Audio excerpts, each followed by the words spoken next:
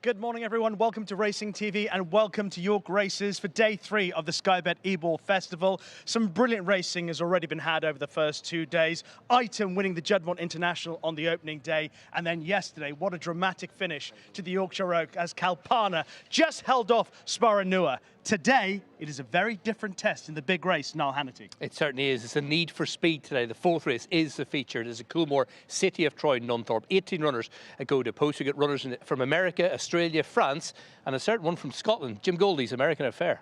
Crescendo building all the time for a fabulous final 2 days of the Sky Bet Ebor Festival. And as Niall says, today, it's about the need for speed.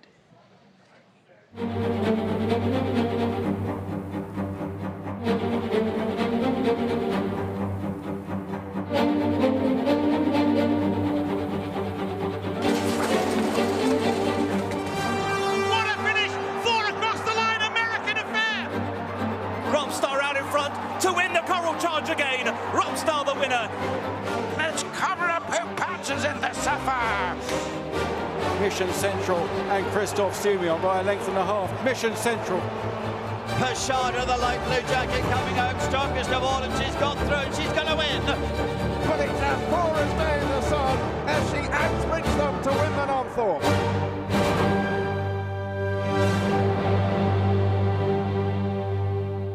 Back out on track, I'm joined by Amy Ryan to preview the day's race. And what a day's race. And first of all, I haven't seen you first couple. You enjoyed it? Yeah, it's been a really good couple of days so far. I think we've had a couple of upsets, some favourites go in, so it's been a real mixture, really. Fine couple of days for Andrew Baldwin.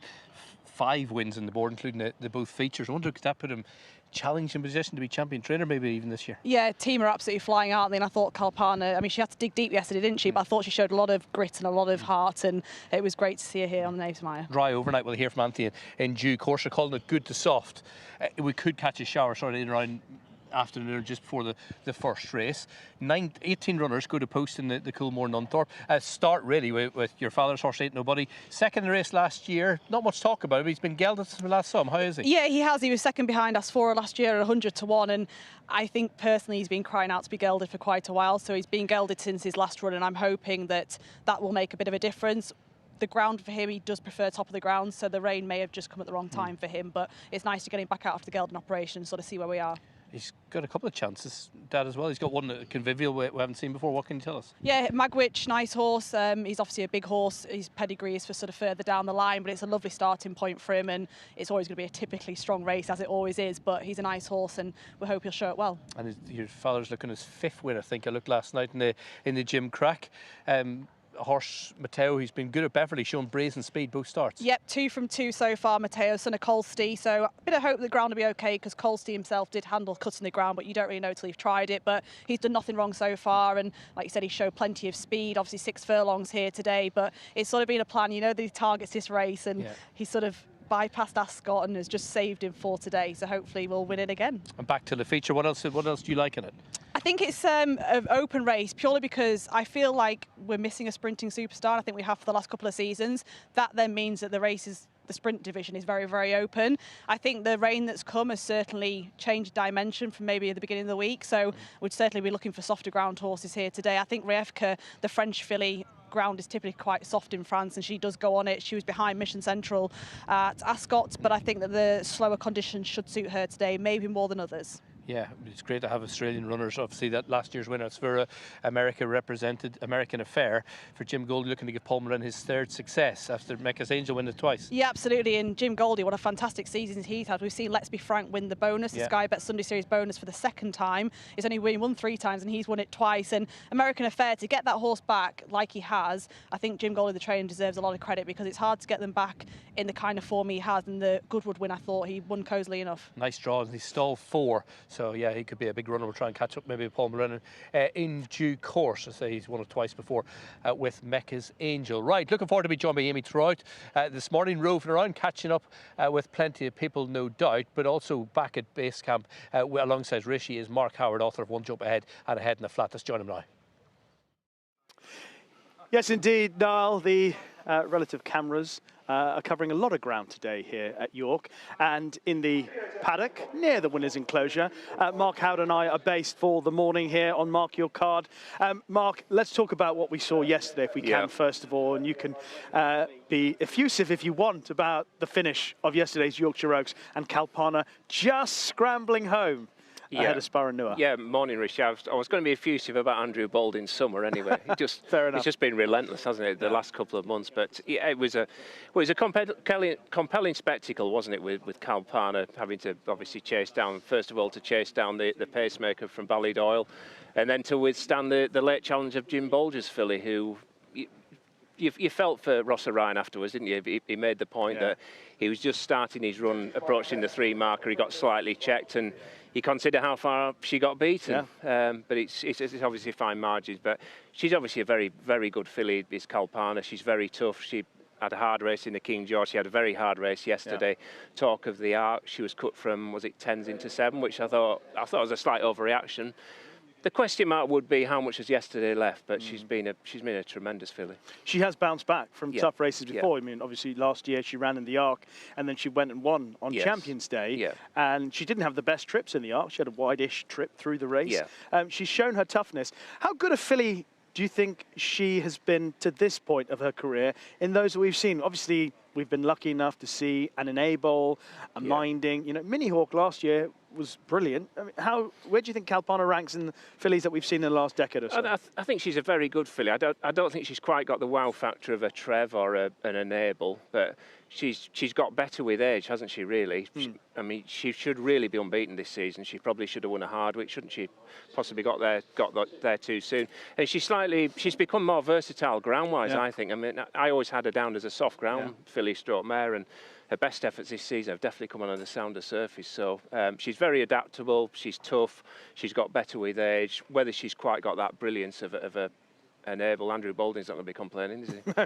Tell me about Andrew Baldwin. You can be more effusive about him. I think just about every other race, apart from the two-year-old races, going his way. Yeah, well, I think it's 5 winners from 13 runners over 2 days. So, as I say, it's just been a relentless summer. It was a decent Ascot for him. It was obviously a very good July, wasn't it?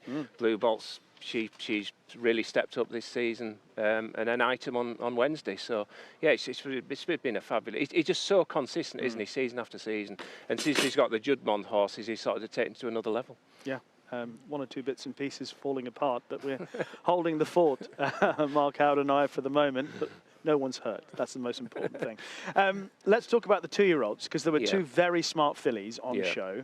Let's deal with Libertango first of all, who, in a more conventionally run race yesterday, as opposed to Newmarket, showed us her real talent. Yeah, she did. She was very good at Ascot, wasn't she, in the Albany? I don't think the race at Newmarket really suited. They didn't go quick enough, but I thought, again, it was a brilliant ride from Billy Loughnane yesterday. She was drawn high, but he was happy to switch in behind, ride her patiently. And she's picked up a very good filly, hasn't she, of Joseph O'Brien? So, she could be very good. Yeah, she could be. She might just want a bit further in the end. There were absolutely no excuses for the second yesterday. She had the run of the race, she went for home, and she was just worn down by a better filly on the day. But I thought, that was the other thing about yesterday. I thought how well Sheen Murphy's riding, how well Billy Loughnane. I mean, they're 2 outstanding jockeys, aren't they? Yeah, absolutely.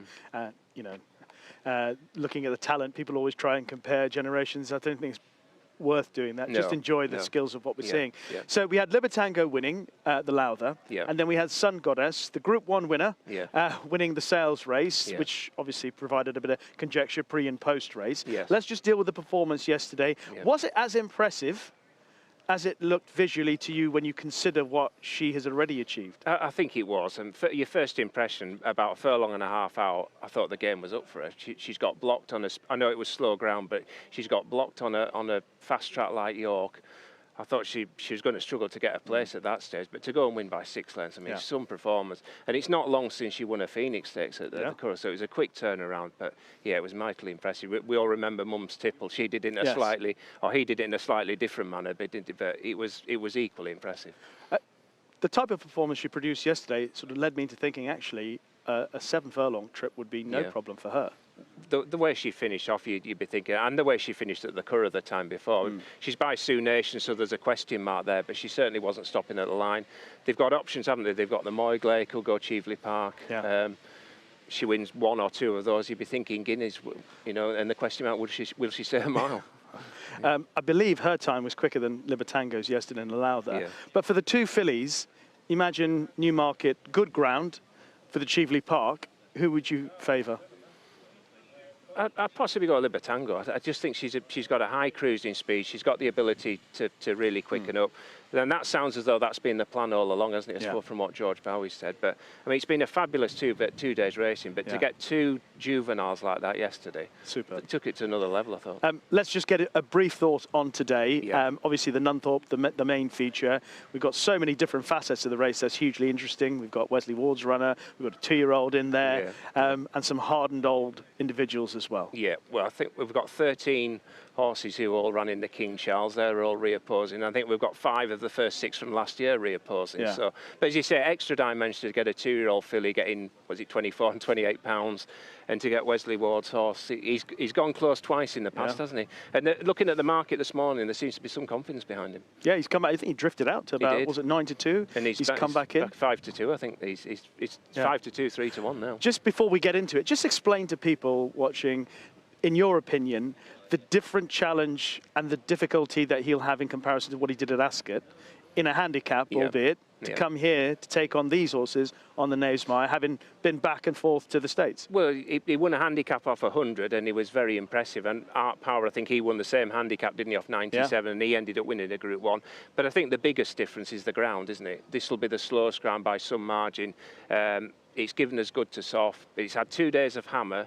I think we had 98 runners on the first day. We had 110 runners yesterday. It's got to be a bit attacky, hasn't it, you would have thought? Yeah. So that's the biggest factor, I would have thought. Plus, he won't necessarily get an easy time. He's got Night Raider far side. He's got American Affair. It's going to be a completely different ball game to a, 31 runner handicap last time. Yeah. And also he had the stand side rail and he just bombed it down there. Yeah. How do you think the draw might play out today? Well, looking at what's happened on the first 2 days and looking at the pace, you think you want to be drawn low, wouldn't you? Yeah. I mean, the only pace high, I think, is JM Jungle, but it can flip round. I thought the race is probably going to be set up something like Mission Central's going to enjoy it, isn't he? He's drawn 7. He's going to sit off the pace, and the way he finished at Ascot last time, he's got a chance. And I like the French filly, Rayevka, but I'm just a bit worried about the ground. Okay. Well, that's a brief chat about the big race today, the Nunthorpe Stakes.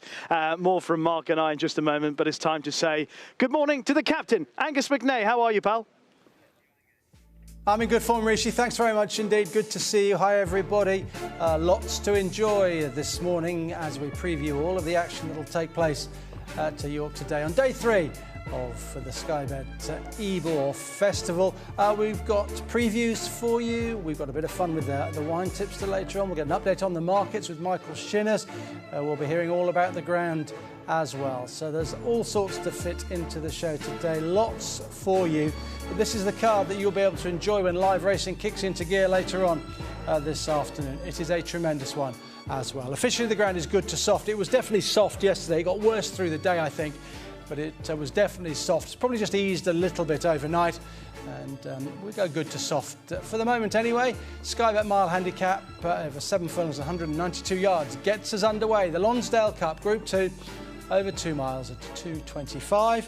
And then the 3 o'clock contest is the Albastieque World Dubai Gimcrack Stakes, the 2-year-olds, of course, Group 2 over 6 furlongs. And then the big one, the Coolmore City of Troy Nunthorpe Stakes, Group 1 over 5, mile and a half handicap at 4:10.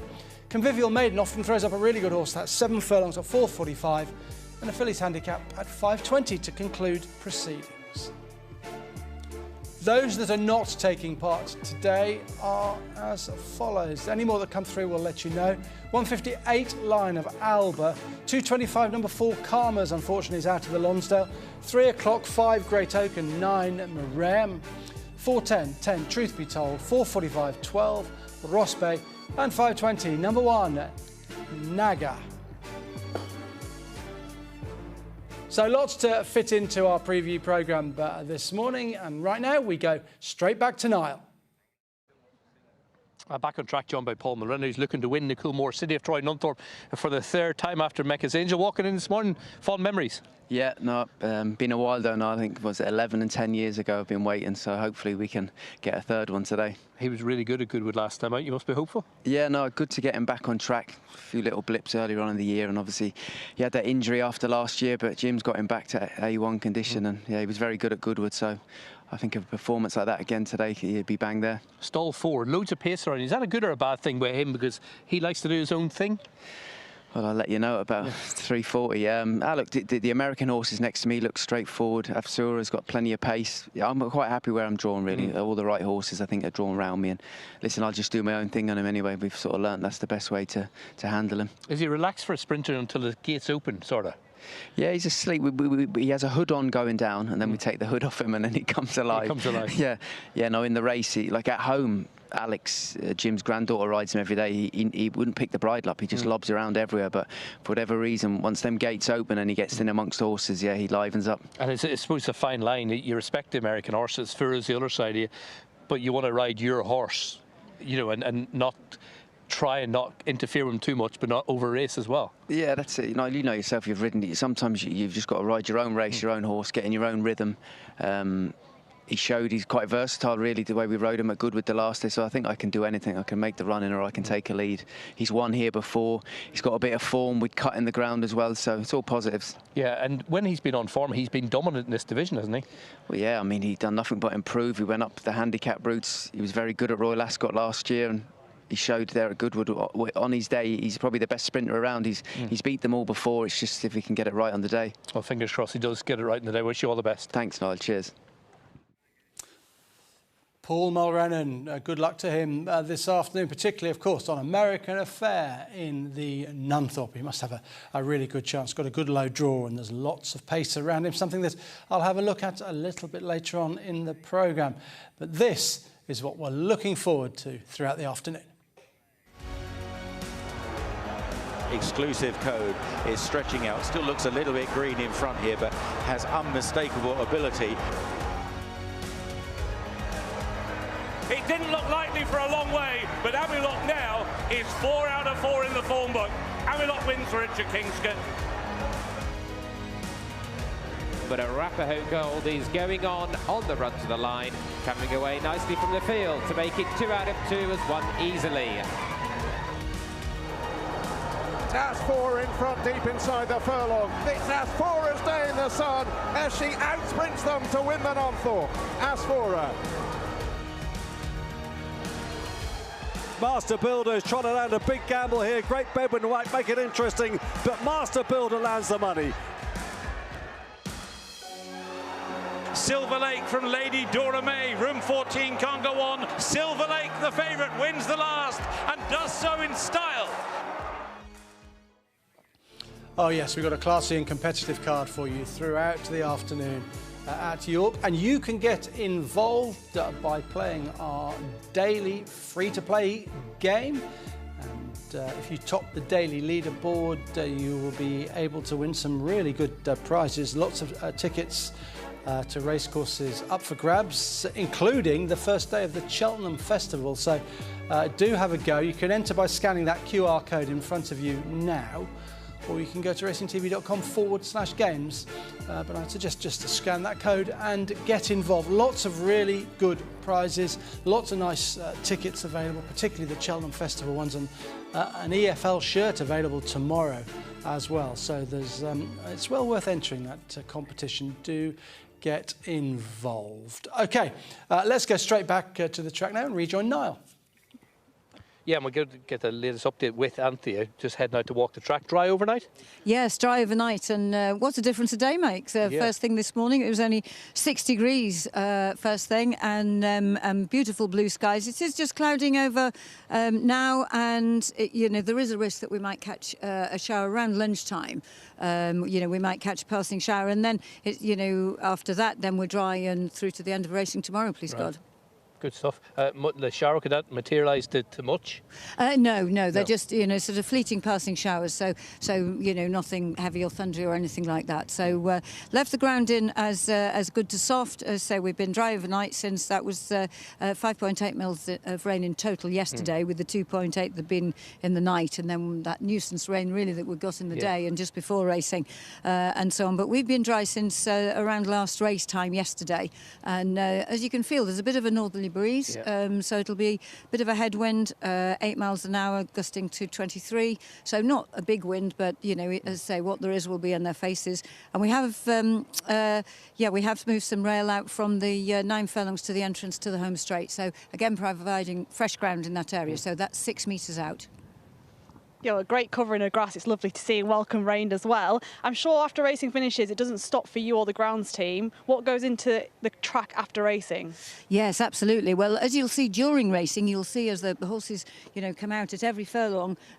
We have some of the turf team who will go out and they put back divots and between races, and then immediately after the last race, they start repairing the track, and they'll do that for a good number of hours, and so on, and then 6 o'clock in the morning, then that's when they come in to finish off repairing the track and also moving rail.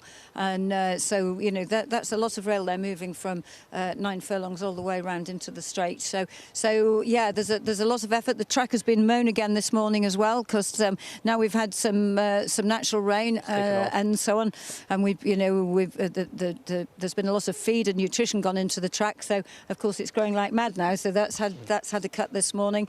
And as you can imagine, over at stables, we had 96 rooms full of stable staff over the last 2 nights, and that turnover of horses and so on and into stables, a lot of these are staying, so it's a really busy place over there. So you can imagine, the mucking out and preparing boxes and everything, and horses coming and going. So it's a very busy site.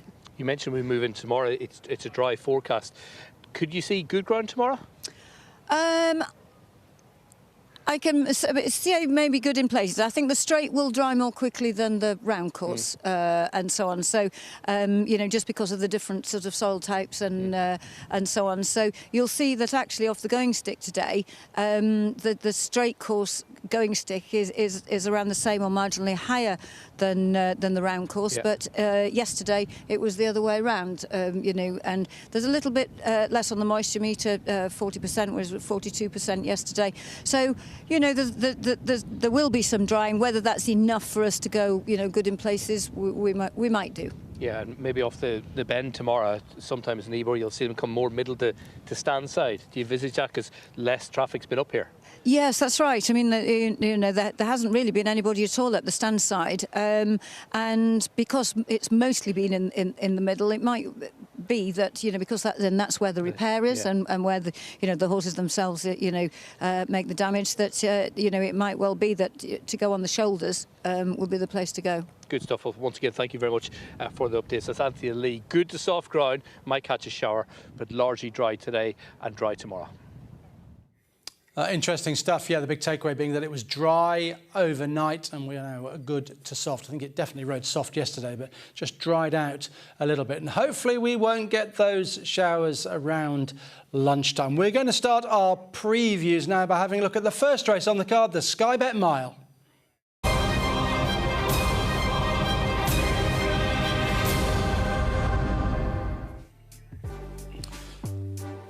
Yeah, really competitive this, because it's 3-year-olds involved over this mile, and there's 19 of them. There is a non-runner. It is number 8, Lion of Alba, but the rest go, and the favourite at the moment is Zena Storm, who's 3-1, shaped well in defeat at Goodwood last time. It's a good effort from him behind Intense Vision.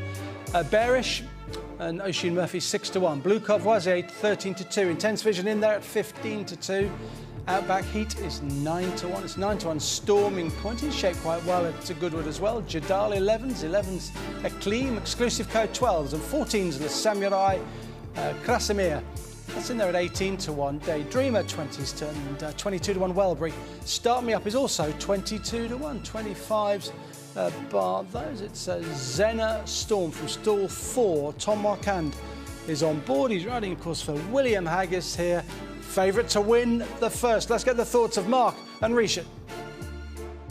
Yes, Angus, Zenostorm is a good place to start, behind Exclusive Code at Goodwood, and also Storming Point in there as well as one or two others. When we look back at this race from Goodwood, obviously you'll see Intense Vision at the back. Zenostorm is going to make his ground up towards the outside late on. Exclusive Code is out in front, got a good ride, responded well to it, Mark. Yeah.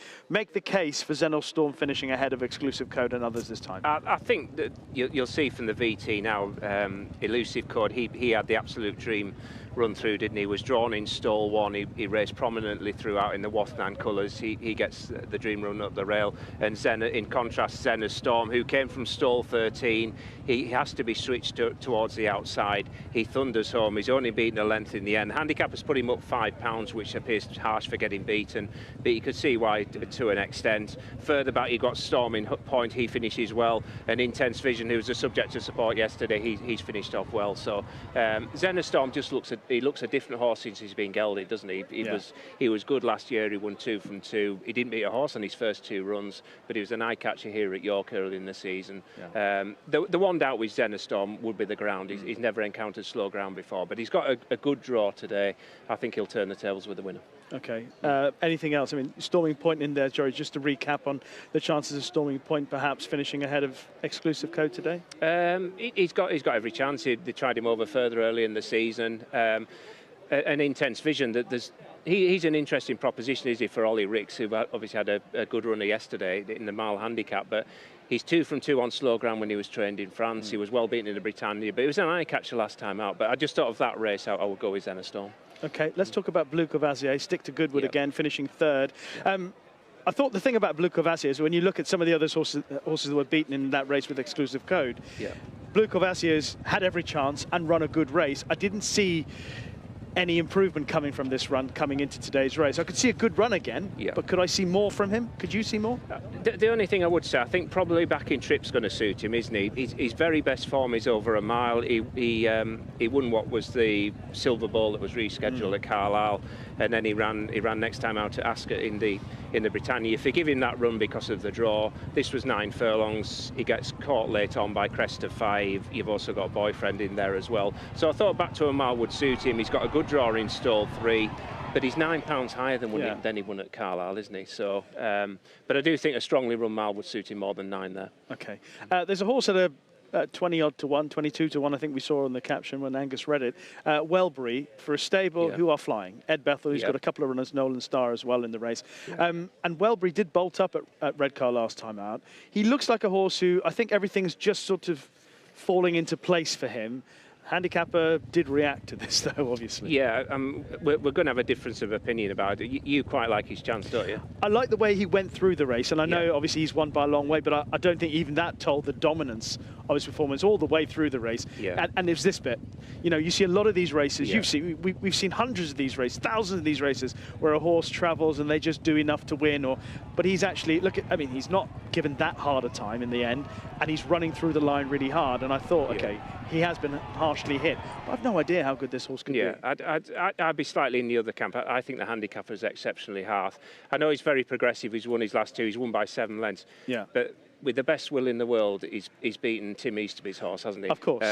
Who is Barley. He's lost his last 35 races, and it's a massive advantage getting on that rail at Redcar. So I think £11 is very harsh. I mean, that might come back to bite me. I think 11 is harsh for doing that. I felt the test here at York would suit him. Yeah. I mean, admittedly, he's got an awkward draw in 19. Yeah. But if he could get a good enough pitch, I thought he'd run a good race. Whether he's good enough to win in a much, much deeper field, that was a huge question. But he's interesting because he's unexposed. He is, yeah. It's obviously different ground again today, isn't it? But there's hope in the pedigree because the Dan was a winner on soft ground. And watching his action at Redcar also. There's an interesting horse in Outback Heat when we're talking about pedigrees, who's also really interesting. He's got an excellent profile, unexposed as well to a degree. Yeah, I like his chance. The one question mark with him is the draw, isn't he? He's drawn 18, but otherwise, I think he's a huge player. He's lightly raced. He ran a cracker in the Britannia last time out. I mean, Kaya Fraser covered most of the home straight at Ascot, didn't he? Yeah. He was at the back. He went right round the pack towards this near side, and he was only narrowly beaten. I think he runs off 96 today. He's unexposed, and the trainer's comments this morning, interesting. He thinks the ground will suit him. But the draw, he's drawn 18. The last 10 winners of this have all been single-figure draws. Yeah. But you take a bit of hope from yesterday, don't you? The Kevin Sinfield race, the first 3 were all high draws. Yeah. So, but if he had a low-figure draw, I'd strongly fancy him. Talking of unexposed horses, I think you have a little interest in Eckleem that you thought would run well for the William Haggas team. I thought he would. Williams obviously got a strong hand, but there's not much money around for him. But I thought he did it well at Ripon last time out, albeit it was a fairly minor event. He nearly got put over the rail about two out there, but he still won in good style. He missed an engagement at Newmarket. I think he was lame that day, but he's unexposed. He's in the Cambridgeshire. Yeah. I think he's got more to offer. And William Buick, I thought, was a good jockey book. Well, he's a very good jockey booking. I saw 1 or 2 people putting the case up for Daydream, and we're talking about how tough this race is, and they're saying, look, purely on his form, he's got to find a bit more. Yeah. But at least York offers hope for that because he's got a good record here. He does, yeah. It was a big eye catcher at the Dante meeting, wasn't he? He finished off strongly. He can get behind in his races, which could be a stumbling block round here. But there's loads of front runners. I think there's 5 or 6. So the stronger the gallop, that would suit him. Okay. In summary, I'll go with Eckleem. Despite the draws, Eckleem and Outback Heat. I just think he's better than his mark. I like Outback Heat, but I do think Welbury. Yeah. I know Mark is cooler on his chances than I am, but I think he'll run all right. Okay, let's head out and about. Somewhere on the Naysmire is Niall Hannity. Above the waiting room steps to catch up with Michael Shinner from Sky Bet ahead of day 3. Yes, Niall. That's all correct, isn't it? Yeah, that's nothing you said there was incorrect. Yeah. Hopefully it's going to stay a bit drier than it was yesterday. It wasn't too bad in the end. No. But looking forward to today. The Coolmore, City of Troy, Nunthorpe should be an absolute belter. Very much looking forward to that. And then there's another number of other really, really good quality races. So I guess the Lonsdale, we're kind of looking for a stayer to sort of stamp its authority. But yeah, I think the Nunthorpe's the highlight for me. And what are your market movers for today? Bearish in the first race where we're paying 6 places. We couldn't think of a name for this race, so we called it the Sky Bet Mile, which I thought was very imaginative. What trip is it? It's a mile. It's a mile, yeah. That was 7 from 12. I actually had to think about that for a split second. That was brilliant from you, though. You're the best. Caballo de Mar in the Lonsdale, 15-8 from 2-1. Did they find a £3 penalty? Yes, but doable, I think. Yeah. Doable. Marco Polo has been really well backed in the Gimcrack. I think it was 33-1 after it came second at the Curragh a couple of weeks ago, but now favourite with ourselves in front of the Michael Dodds horse, and then Ain't Nobody, who spoke about in depth at the preview evening. I listened to every word you said. I'm glad you were on it. 20-1 from 80-1. Second race last year, Ben Gelders from last season. She's really hopeful. Bullish. Yeah. Oh, yeah. Well, the rain hasn't been welcomed for him, but I'm hoping the gelding operation will have done a bit of a job with him because I think he's been crying out for it. So, and he was second last year behind Asphora. So, yeah. Very good. Say what you see for Liam Bailey. For Liam Bailey, that would be brilliant if that won. 3 from 11 with his runners here in the last few years. Yeah, good run last time out behind a horse who's fancied for the Sky Bet Ebor tomorrow. Yes, and would have loved the ground and has got form here at the track. And one of the owners is Matty Sterling, who works here. So that would be Sterling work here all year round, looking after. Yes, she does. Brilliant, good link. 9 from 14, and then Silver Lake's been really well backed in the last 2-1 from 5-2. We're paying 4 in the Gimcrack, 5 in the Nunthorpe. Extra places throughout the card, pretty much, and we're paying 5 in that last race, Niall. So yeah, 4 in the Convivial, did you say? 4 in the Convivial, yes. Which is I don't know about you, it's one of my favourite races of the year. Never back the winner. No. But I think it's difficult to because everyone typically sends their nicer types here. It's the richest maiden in Europe, so it's. Yeah, you've got Oklahoma for Aidan O'Brien. That's been really well supported, 13-8. Lancaster Gate for the Gosden team, owned by. Her Majesty the Queen, around about 9-4, and then you've got Carl Burke's Wathnan horse that was well fancied at Glorious Goodwood in launch sequence, is it? Yeah. At third in, so yeah, looks a really hot convivial, as you would expect. Did the draw have any impact on the Sky Bet Ebor tomorrow? I haven't seen you since. No, not really. No, not particularly. I mean, we've got it looks a wide open race, as you would expect, around about 6-7 to 1 the field. We're paying 7 places in the race. Right. Tarians, who's been anti-post favourite now for a couple of weeks, heads the market. But the likes of Emit, I think he'll be money for him, won't it? It's caught the eye, and obviously good jockey booking. Yeah, exactly. Yeah, ticks a lot of the boxes, and then you've got Love Me Tender as well, or Germany, as Willie Mullins calls it, because you've got two Love Me Tenders in the yard. Yeah. But German Love Me Tender, that's been really well found in the market as well, around about 8 to 1. William Buick taking the ride right, just crept in number 22. Yeah, I'd say they're in tenderhooks to see if it would get in, but lucky enough did.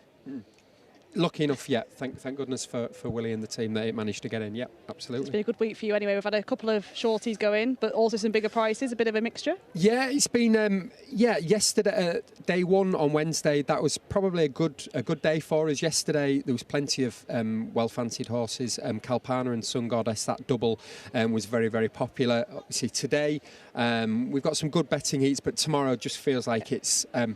Sometimes the big festivals, you kind of get to the last day and it kind of fizzles a little bit. I don't feel it does tomorrow. You've got some really competitive racing. The Strensel, the Melrose, then you've got the Sky Bet City of Yorks, which should be which is great. I think that race really, completely agree with, brings the day, doesn't it? Yeah, it does. Yeah, to have a Group 1 on the card, to have a Group 1 every day is brilliant. And then with my Sky Bet hat on, the Sky Bet Ebor 22 runners, very, very competitive racing, loads of extra places. Should be a brilliant day tomorrow. Okay, looking forward to it. We'll hear plenty more from Michael no throughout today and tomorrow as well. That's all your market movers here at York today. Michael Shinners with all of the market movers today. York Minster in the background there, just behind fabulous grandstand at the Knavesmire. And we are set fair for a superb day's racing today. That is the track as we just pull out a little bit. And the Lonsdale will take part there this afternoon. The second race on the card, over 2 miles and half a furlong.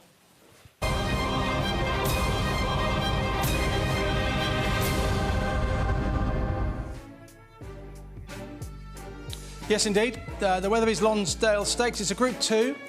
Comes up at 2:25 this afternoon. Runner is number 4 here. Karmas has been taken out by Paddy Toomey. The rest goes. That leaves 8. And Caballo de Mar is 7 to 4. Amiloc 7 to 2. Mount Atlas 13 to 2.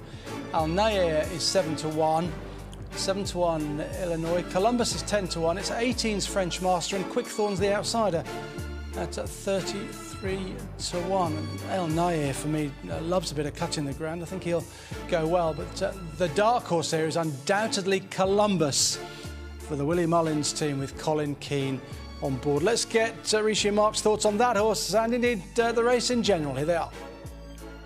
Yeah, Columbus is definitely an intriguing runner, Angus, for the Willie Mullins team. But let's pick up with a horse that you mentioned, Al Nair, who I go back to when Al Nair was running around Meydan in sort of 0 to 75 grade handicaps and how he's progressed. And the point Angus makes about cutting the ground is really interesting because he's got form on all sorts of ground. Yeah. But I feel cutting the ground brings the best out of him. He's also got a good record here at York. He has got a good race. He's got a good record in this race as well, hasn't he? Just touched off by I think it's third time he's running a race. He's been second and he's been third. So this is very much his track. He's an 8-year-old now, so it's obviously not going to be easy. But yeah, certainly on the pick of his form, he's got a good chance. He'll handle conditions, grounds no problem, trips no problem, tracks obviously no problem. Yeah, we can have a look at Al Nair finishing second back in May. Yeah.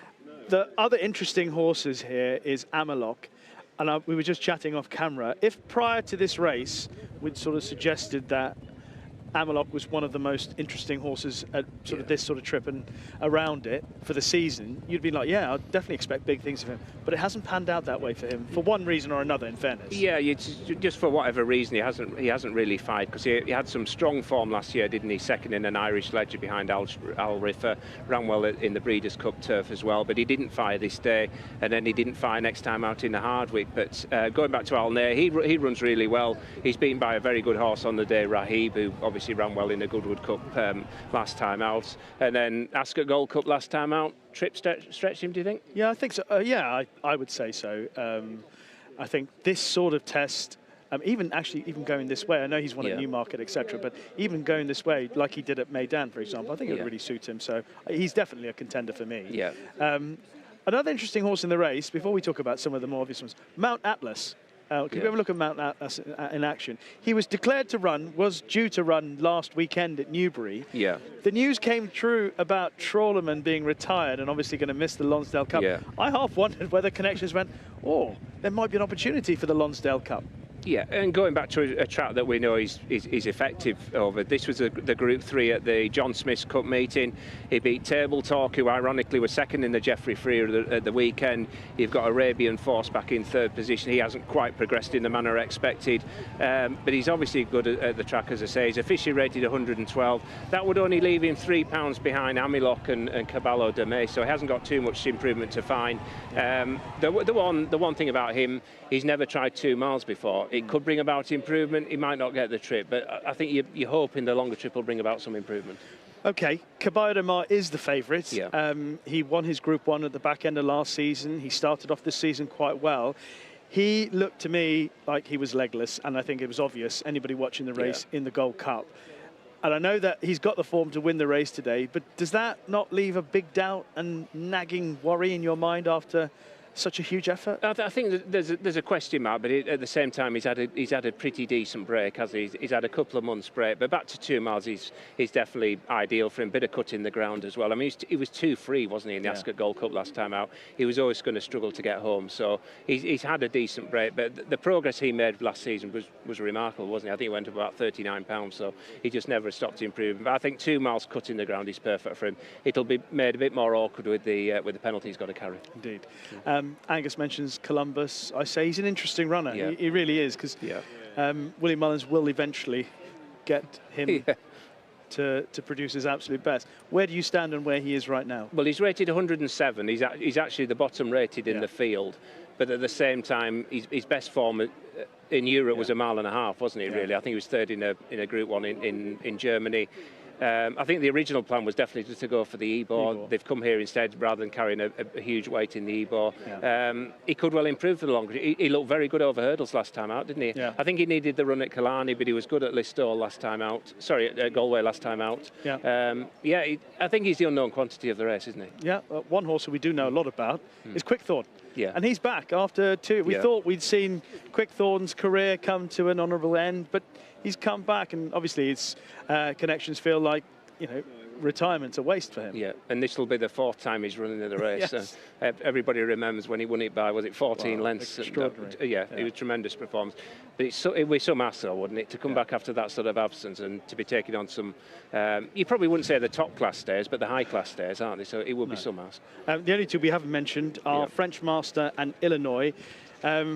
Illinois was considered to be, at one point of his career, a proper Gold Cup horse. Hasn't quite panned out like that. Obviously, judged by the race that he ran in at Royal Ascot, suggests he hasn't quite achieved what I think a lot of people thought he would do. Yeah, he's just been inconsistent this season compared to last year.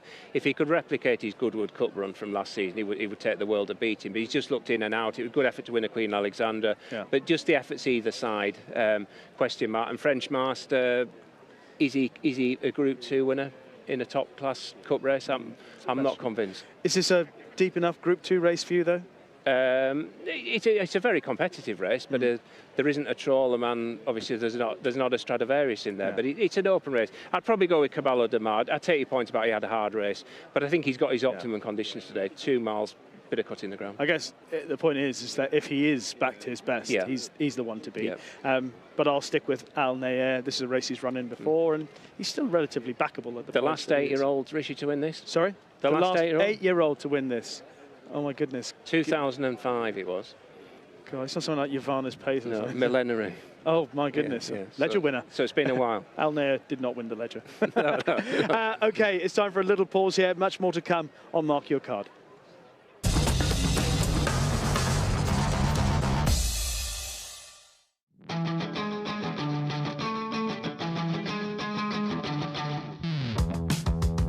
Race IQ is changing the way we analyse horse races, and it's now available on racingtv.com. Dive into the Race IQ metrics on our enhanced results pages for all British and Irish races. Here you'll find easy-to-read data insights that summarise each horse's performance according to Race IQ algorithms. Compare the field with ease with metrics such as jump index, lengths gained jumping, 0 to 20 miles per hour time, and finishing speed percentage.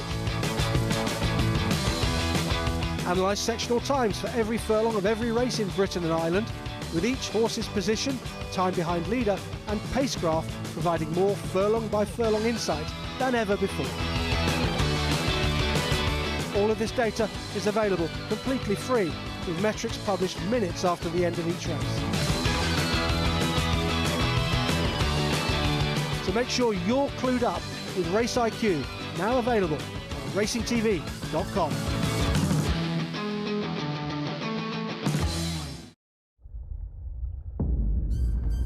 Who is the greatest, you ask? I am. I am bigger, stronger, faster. Sprinting 100 meters in 5 seconds with one of you on my back. The GOAT is a horse. Witness true greatness at the Sky Bet Ebor Festival with Sky Bet.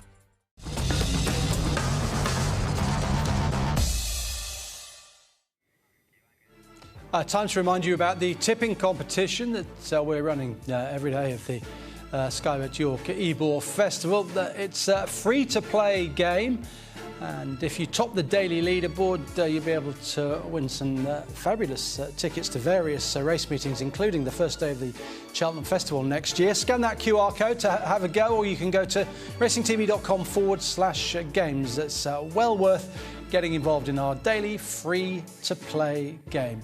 Give it a go. So that is the tipping competition. We now are going to have a look at the Gimcrack.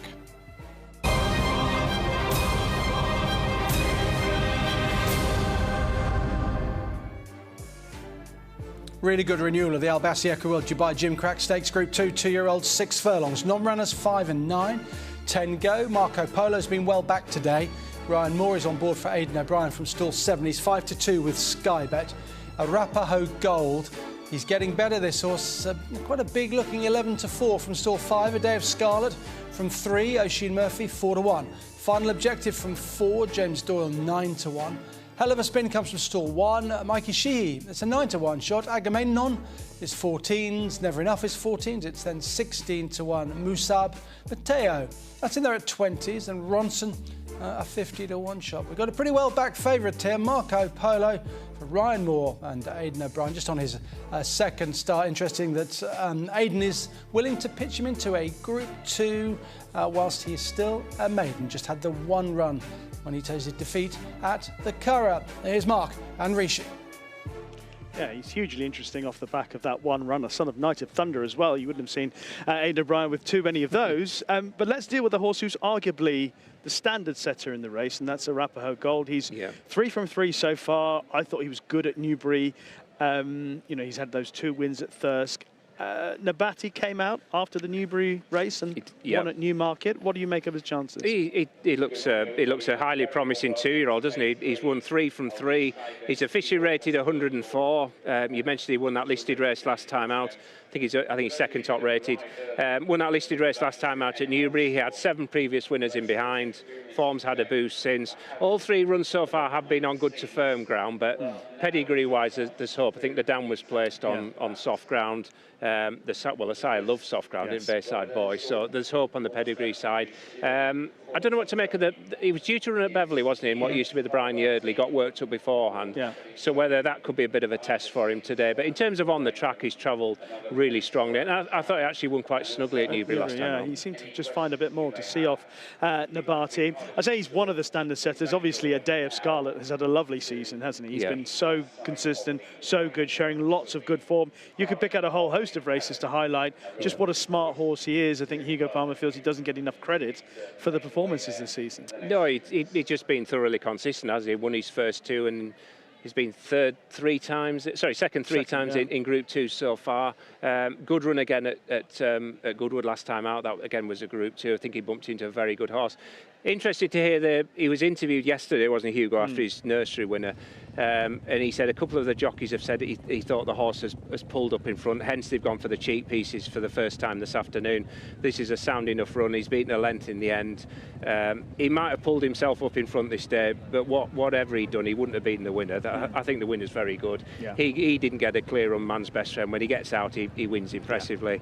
You got 19 Vegas back in second. Early in the season, good form behind Inner City Blues. Again, it's all fast ground form, but listening to the trainer yesterday, he's pretty hopeful he'll handle conditions. I think he's a very good 2-year-old, rated 106.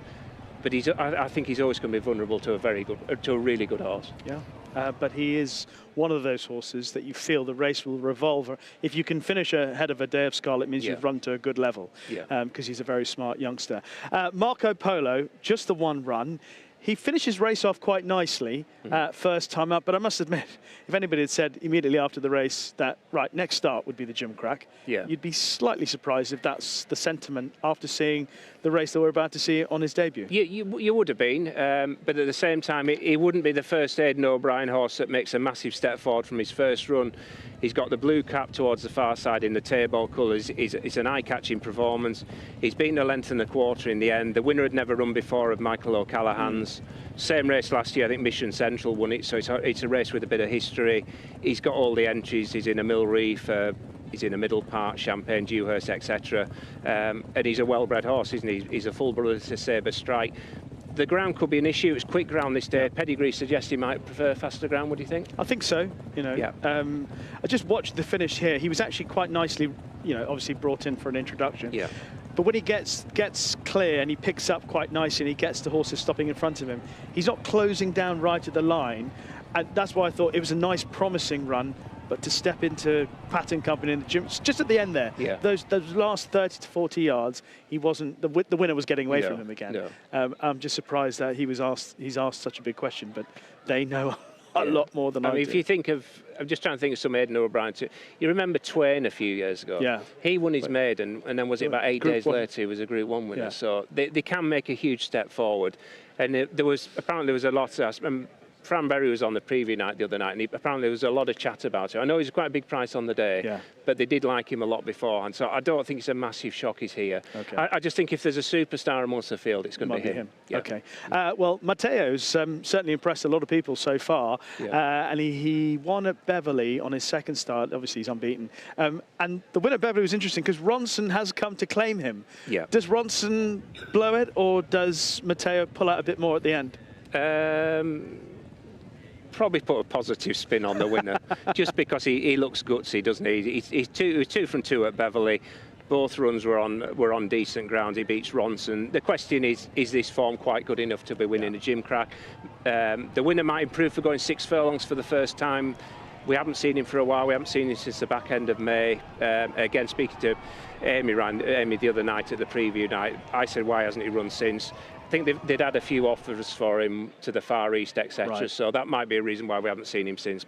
And also Kevin Ryan's got an outstanding record in the race, hasn't he? So you respect him for that reason alone. Okay, we've seen a fair bit of Goodwood today so far on our previews, and more Goodwood form. Hell of a Spin finishing third, and we'll get a clue here for the Nunthorpe. Good effort from Hell of a Spin, but was this good enough to be a significant player in today's Gimcrack? He probably does need to improve, but he could well improve for the longer trip. All 3 runs so far have been over 5. He was workmanlike in victory at Hamilton. But given the fact he was drawn wide this day, he was drawn on a wing in stall 11. Persad obviously runs in the Nunthorpe. The second had been unbeaten of Rebecca Menzies, runs in the Roses tomorrow. So it's a decent level of form. He could improve for the step up in trip. And go back a couple of years ago, I remember Symbol of Strength. I think he was 80 to 1. He finished third in this race. And Adrian Keatley's not backward at coming forward at time with his entries. So he obviously thinks he's this sort of level. I think he'll improve for the longer trip. Yeah, as you say, Persada and Adonius, 2 good horses in front of him. Okay, anything else you want to mention, or have we already discussed? Just mention Never Enough. There'd be a question mark about the ground, but I thought good run first time out, and an impressive performance at Ascot last time out. Made all the running. It'll be a different scenario. He won't get a soft lead here this afternoon, but I think he's a horse with potential. Ed Walker generally does well with his 2-year-olds here. I'd definitely respect him. And your winner of the Gimcrack? I'll go Marco Polo. He might not be streetwise, but as I say, I think if there's a star, I think it's him. Okay. And you? Gosh, I like Arapaho Gold. Yeah. I think he's also got more potential, despite the fact he's already unbeaten. I think he's got more to come. So Arapaho Gold for me. But as Mark has said, Angus, Marco Polo has got to be one of the most interesting runners of the whole week, stepping out of novice company into a Group 2. Yeah, he's a fascinating runner, isn't he, Rishi? And I wanted to put some data onto his performance at the Curragh on his debut when he finished second to Push the Boat Out. Any analysis of any race should start with final times, and then we should look at how those final times were achieved. So let's have a look at the Race IQ Time Index for the Curragh on this particular day.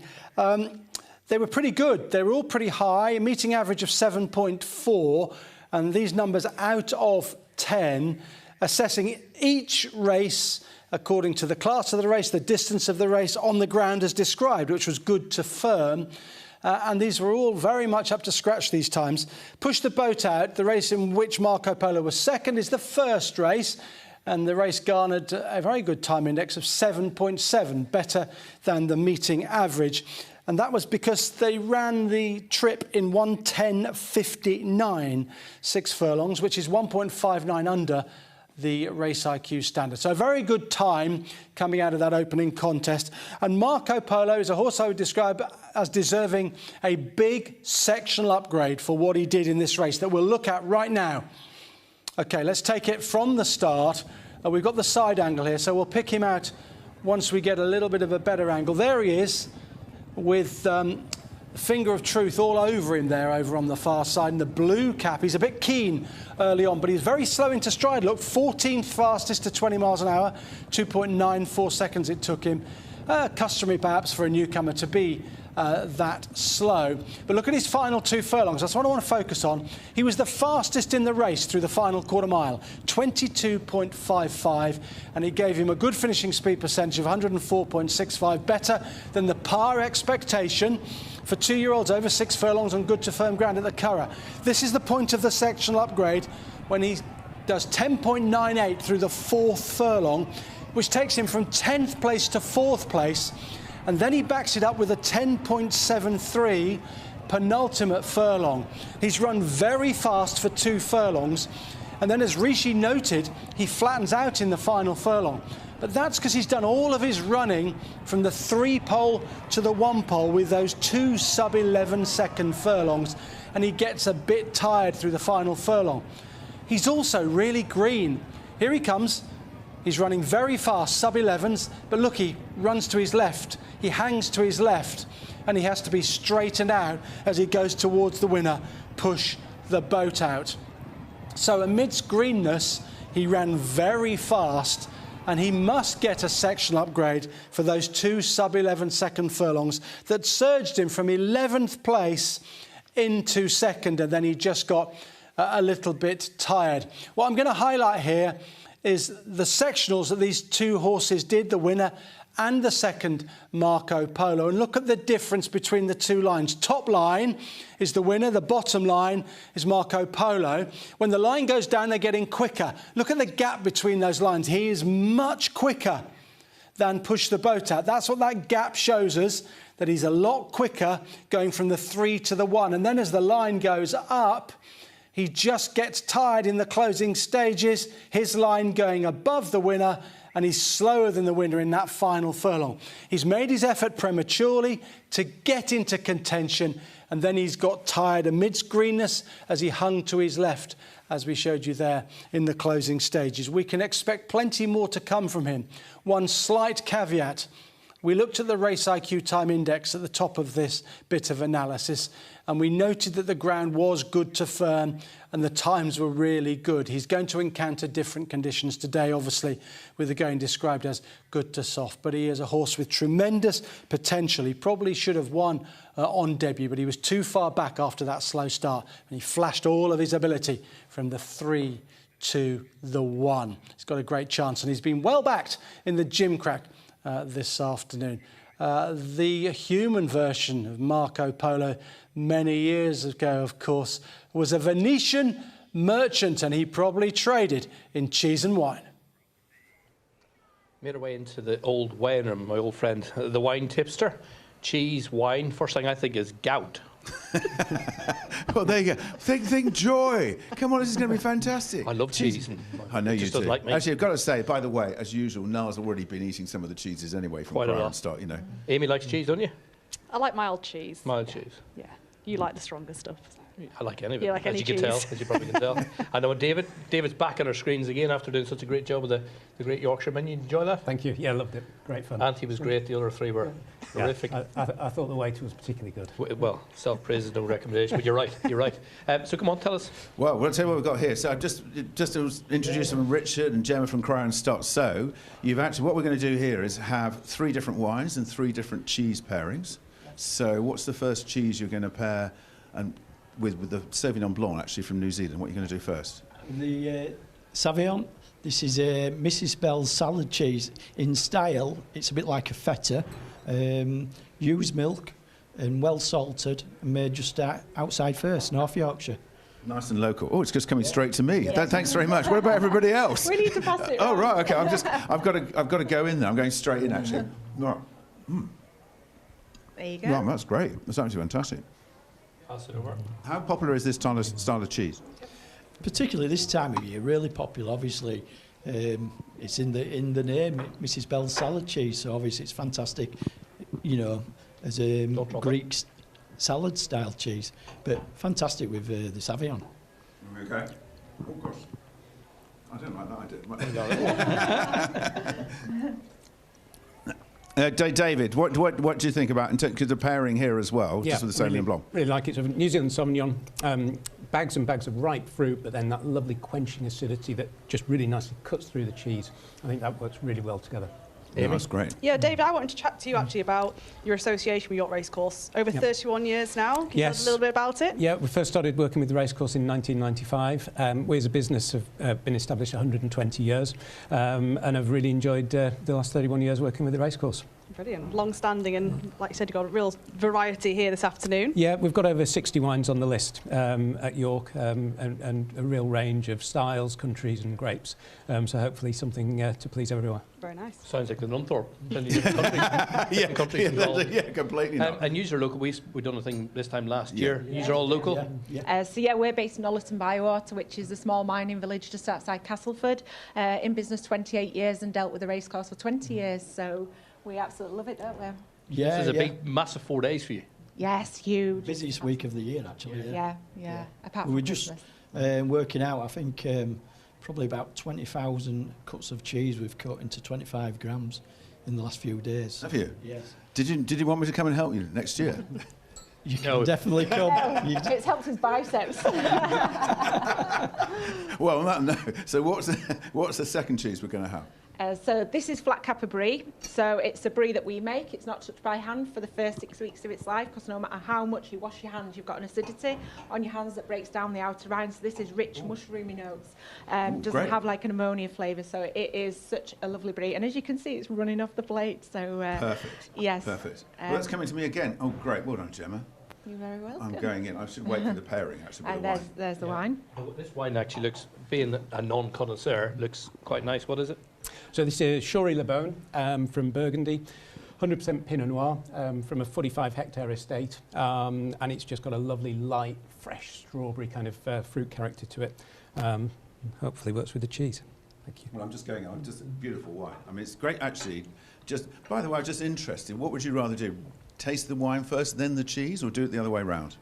Oh, me personally, the wine, it's got to be the wine first, and then it'll just add a bit of extra value once you start tasting the cheese. Okay, because I've gone the other way round, so I've got to go back in and actually do it the other way. Yeah. Oh, Copy me. Well, I've still got some cheese left. Amy, what do you think? Nice. Yeah, very nice. I like the white wine. Have you got anything at the moment that's particularly popular? So things like Albarino from northwest Spain, we're seeing really growing popularity. Malbec from Argentina, also a big seller. And the south of France, the Languedoc, is really up and coming region where we're finding some really interesting wines. Yes, people get the spots, watch the racing, get a bottle of wine, and yeah, set for the day. Yeah. Well, they are, and that's the thing, because actually here, you've got your cheeses all around the course as well, haven't you? So you can. Yeah, all around the sort of hospitality areas. I think there's about 13 different sections that we're supplying. And literally, if you want another taste, you can just open that door and nip out to the counter there. It's full. I've already arranged to do that. I'm going to do that straight after us. I'm not going anywhere after this, I tell you. But just for me as well, just in terms of rosé, just in terms of popularity, actually, of styles of wine, rosé still really I know it's the right weather for rosé. That's a beautiful wine, by the way, David. But just for rosé styles, still popular for you? Hugely popular, yeah. Rosé, we're seeing amazing growth, particularly Provence in the south of France. That seems to be the real fashionable, trendy wine at the moment. And on a lovely summer's day like today, it's absolutely perfect, refreshing and quenching. It is. Shows you how much I know. I always just thought red wine was with cheese. I didn't realise you could. Well, that's the thing. I mean, you must find that actually as well. You'll actually end up with all your. It's absolutely gorgeous, by the way. The one that you've just tasted, the flat capper, because it's really rich, creamy. It's got a high fat content. It's fantastic with champagnes as well, sparkling wines. So that's a little tip and a little treat. Yeah, that's great, isn't it? So let's while we're on that, let's just think about doing the final pairing. So which of the final cheese you're going to do? So we're going to taste the Duke Wellington Blue, aren't we? So I just need another plate from. This is what Amy's been looking forward to. Strong blue. Yep. Here we go. We've got one. Some fine one. So the Duke of Wellington Blue is a really special one to us. So we created it in 2014 when we went to the British Embassy in Paris when the Tour de France came to Yorkshire, and we toured France with. Amy first. I'll serve. No, come on. Try that. It's beautiful. I'll serve. So we actually met Her Majesty the Queen and created this cheese for Her Majesty the Queen in the British Embassy in Paris, which we're really proud about. And then it went on to win gold and silver at the World Cheese Awards in San Sebastian, which is the mecca of all Michelin-starred restaurants. So we're very proud of that one, aren't we? Yeah. The Brie or the Blue is my favourite. What's your winner today? Give us a winner. Amalok in the Nunthorpe, yeah. God. I don't like it, but I do agree. Yeah, but he's unexposed at this trip. He's unexposed. Yeah, he's really unexposed. So that's just the last one you have, quickly, David. Yep. So we're in Bordeaux. This is Moulin de Malais, 2018. So it's 8 years old. So beautifully mature. It's a blend of Merlot, about 80% Merlot, 20% Cabernet. Small family-owned estate, and I think that works really well with that blue cheese. It does. Well, cheers. Cheers, everybody. Again, everyone. Cheers. Great stuff. Amy and her blue cheese. Yeah, all the best. Tamalok. Yeah, exactly. Good stuff. Enjoy, guys. So the big race of the afternoon is the Coolmore City of Troy Nunthorpe Stakes, and this mare will be attempting to win it yet again.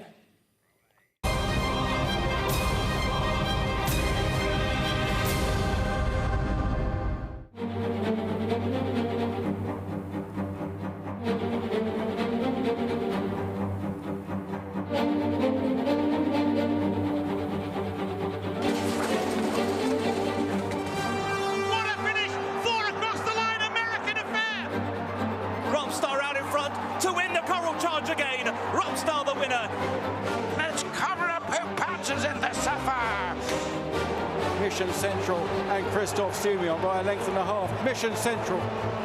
Persad of the light blue jacket coming home strongest of all, and she's got through. She's going to win. But it's as poor as day in the sun as she outsprints them to win the Nunthorpe.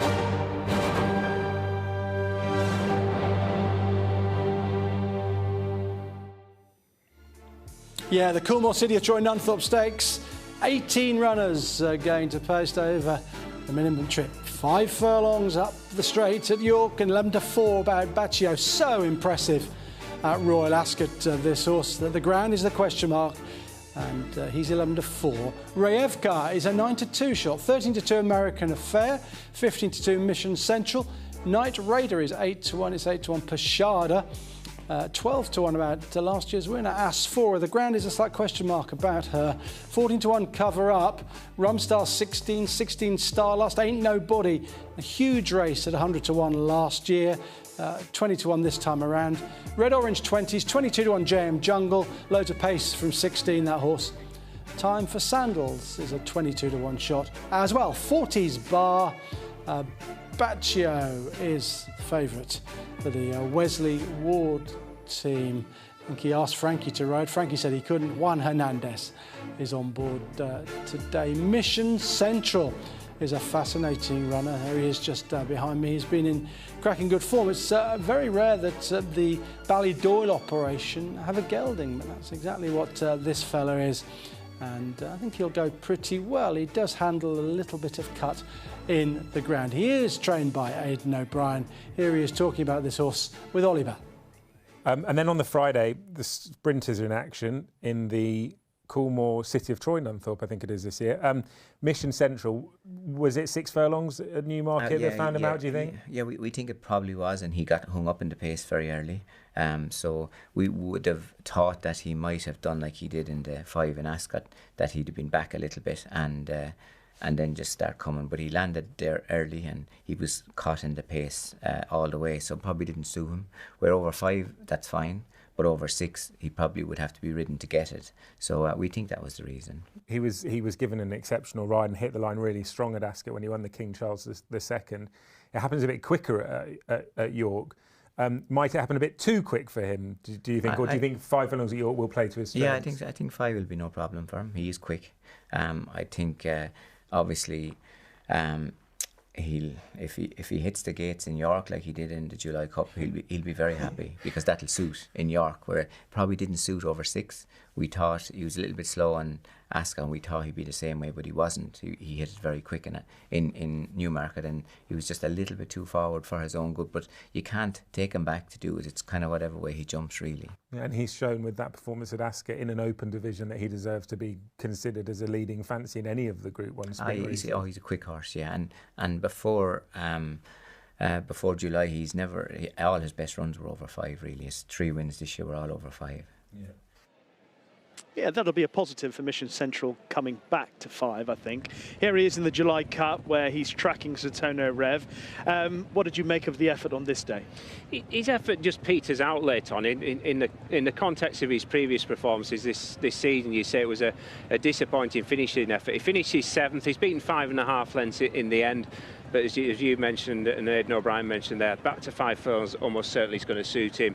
He was 3 from 3 over the trip early in the year, won a couple of listed races at Naas, and then he obviously came from a long way back to win the King Charles at the Royal Meeting. So I think a strongly run 5. Mentioned in the opening piece as well, I think he's probably got the ideal draw today, hasn't he? Comes from stall 7. Yeah. There's loads of pace towards the far side.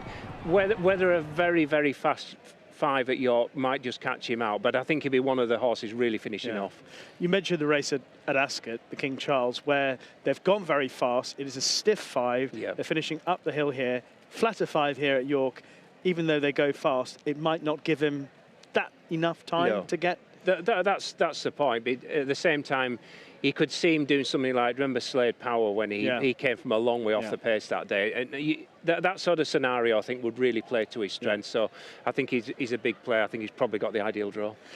Well, one horse who is having possibly, even though what Connection said last time was going to be her last race, is last year's winner, Asfora. One more roll of the dice for this very high-class, admirable filly. And they're rolling the dice one more time because she ran really well at Goodwood last time in the King George. But she's the winner of the race last year. If she's back to her best form and last year's form, how good do you think she can be? Obviously, there's Night Raider, Rumstar and JM Jungle in the race from 12 months ago. Well, she was probably at her very best last season, wasn't she? Because she wins here, she wins at Nunthorpe, she won the Prix de l'Abbé as well. I fully take your point about Goodwood last time out. That was a big step in the right direction compared to her previous starts. She finished 4th. She wasn't beating a million miles. She's obviously good at the track. She was 4th even the previous year in the Nunthorpe. She's got strong claims on the pick of her form. But even the Goodwood run, was that anywhere near as good as the best efforts last season? I still think she comes here with a question mark against her. Plus, she's an 8-year-old now.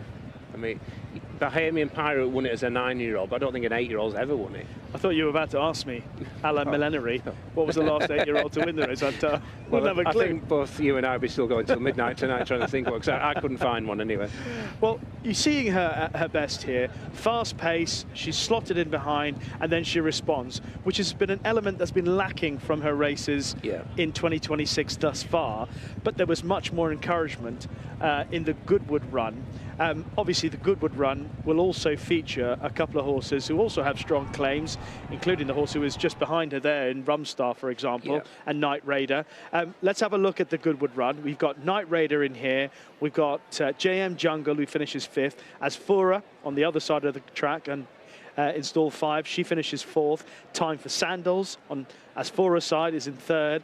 Rumstar finishes 2nd.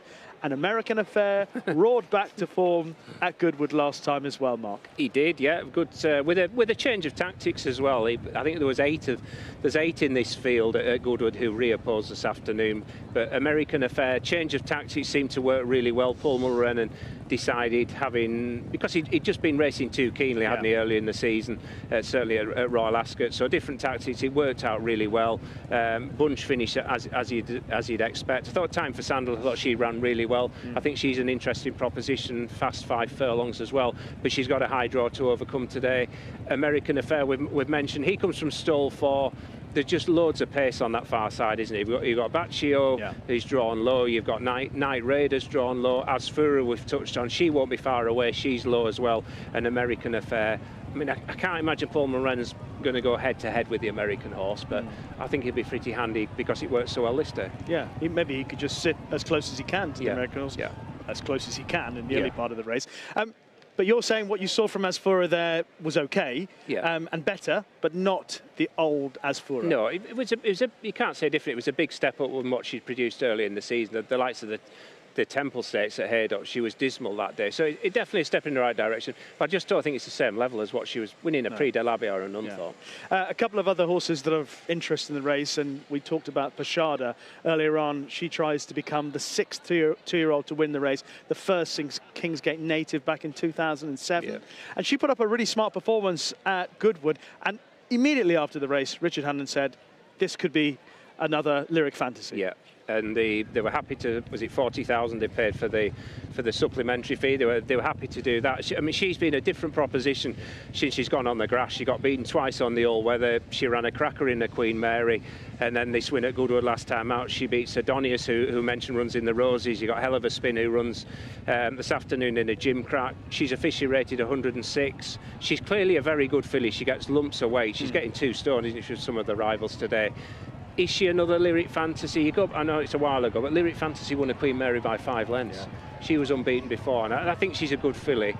But you'd have her more as the Platinum Queen. I mean, she was good as well, wasn't she? She's a similar filly to that. Yeah. I'm not quite convinced she could do this, even with that weight allowance. Okay, a tough ask then, even though she's getting all the weight. For Pashada, the 2-year-old.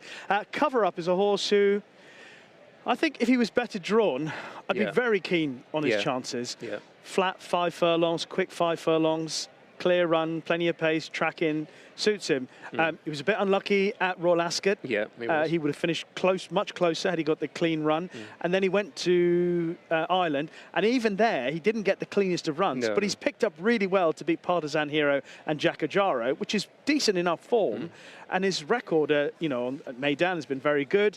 William Buick has ridden him to 6 of his 10 wins, for example. The positives. I thought it was a good effort this day, because as you touched on there, he gets slightly checked when he starts his run, and then he thunders home towards this near side. I just think he's a horse who's thriving at the moment. I don't think he's the most straightforward of horses, but he's thriving since he was a good horse with the Gosnells, but he's really improved since he's gone to the Crisfords. He won you mentioned he's won a listed race, a Group 2 success this day. He's impressive at the line. He only wins by 3 parts of a length. Yeah. You got Jacajaro, you mentioned, he was 5th in at King Charles, so it's a decent level of form. Stall 15 he's got today, which your first thought is that's going to be a poor draw, but at least he's got JM Jungle to carry him into the race, hasn't he? Again, you could see him finishing really strongly today. Yeah. It's just whether he gets too far back, but I'm with you. I think he'll run really well. Yeah, I'm kind of hoping that they get close to each other and they don't jam up against the far rail. That would give him more of a chance if he could slot in and then sort of sit in the middle of the track behind all the pace and then get a bit of luck after that. But I liked his chances. Let's go back to the horse that is now strong favourite again, having drifted earlier in the week. Bacio. Wes Ward's 0 from 6. I mean, he's come close, but he is 0 from 6 in the Knavesmire. And he's obviously been second in the race twice. What are the chances that Bacio can do it? Well, he's unexposed, isn't he? He's obviously a very quick horse. He won a handicap off a mark of 100, as we mentioned earlier in the programme. The two questions are, is he good enough? And probably the most important point is the ground, isn't it? Because this will be the slowest ground he's encountered so far. But there's no doubt he's a horse with blinding pace. He's drawn low. You suspect they'll come middle to far side, I would have thought. The ground's the issue, isn't it? I think if he overcomes the ground, but he's clearly blessed with loads of speed. And Wesley Ward, all right, he doesn't know what it takes to win it, but as near as damn it, doesn't it? As near as damn it. So, and the fact he pinpointed this more or less straight away, that was highly significant. But the ground could be an issue. It is indeed. Who is going to win for you? I like Rayevka, the French filly. Slightly concerned about the ground. But I think she's a strong travelling filly. If she had got out initially at Ascot, she would have won. Mission Central wouldn't have had time to reel her in. So I'm hoping she'll cope with the ground. I think York will really suit her. But I would definitely fear Mission Central, and I'd give a shout out to cover up as well. Yeah, I like that. Cover up for me, although the draw doesn't offer perhaps quite as much hope as I thought it would do at the start of the week before I knew the draw. So that's our thoughts on today's big race, the Nunthorpe. And let's head back to the studio and get more thoughts on the big race today with Angus. Rich, thanks very much indeed. Yeah, it's a fascinating race, isn't it? And I want to have a look first of all at the draw and ally the draw to how fast all of the runners in this race break from the stalls. What we've got here is their average 0 to 20 mile an hour speed. Throughout their career, this is what they average to get to 20 miles an hour. And then they're ranked first right through to 18th. Stalls from stall 1, Fitzella, right down to 18, red, orange. You can see that Fitzella is very quick, 2.4 seconds average to 20 miles an hour, second best in the race. The fastest horse overall in her career is Rayevka, interestingly. Takes 2.36 seconds on average to get to 20 miles an hour.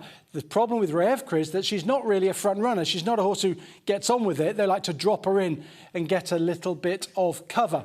So if we go to the top of that graphic once again, look at those horses. They're quite quick from the stalls and they're all drawn low. Fitzella's quick away, second quickest to 20 miles an hour.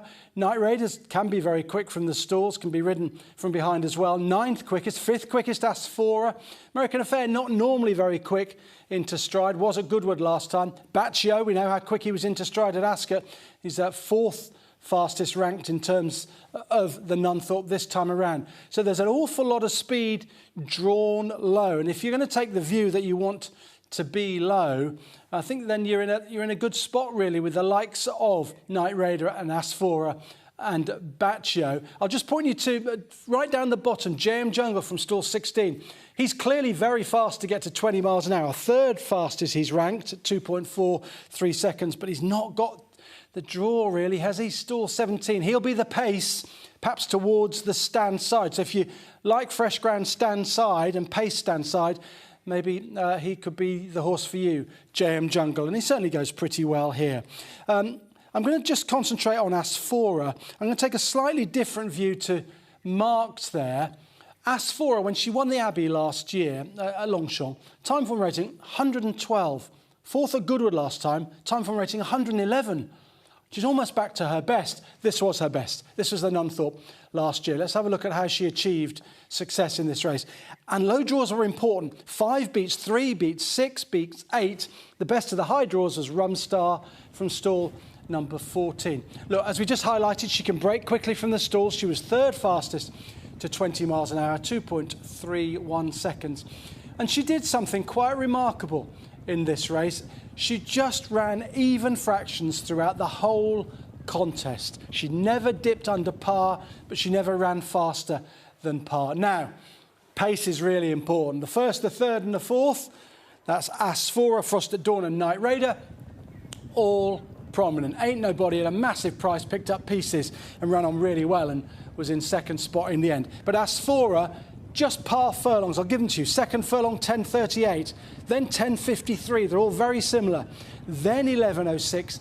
Then 12.04. She's just gone par, par, par, par, par. Whereas other horses in the race, through the final 2 furlongs, are slowing down and getting tired. She's able to show sustained speed. She got a little bit of a lead from a fast break and then just kept going better than anything else. Speed at the Knavesmire is important. A prominent position is important.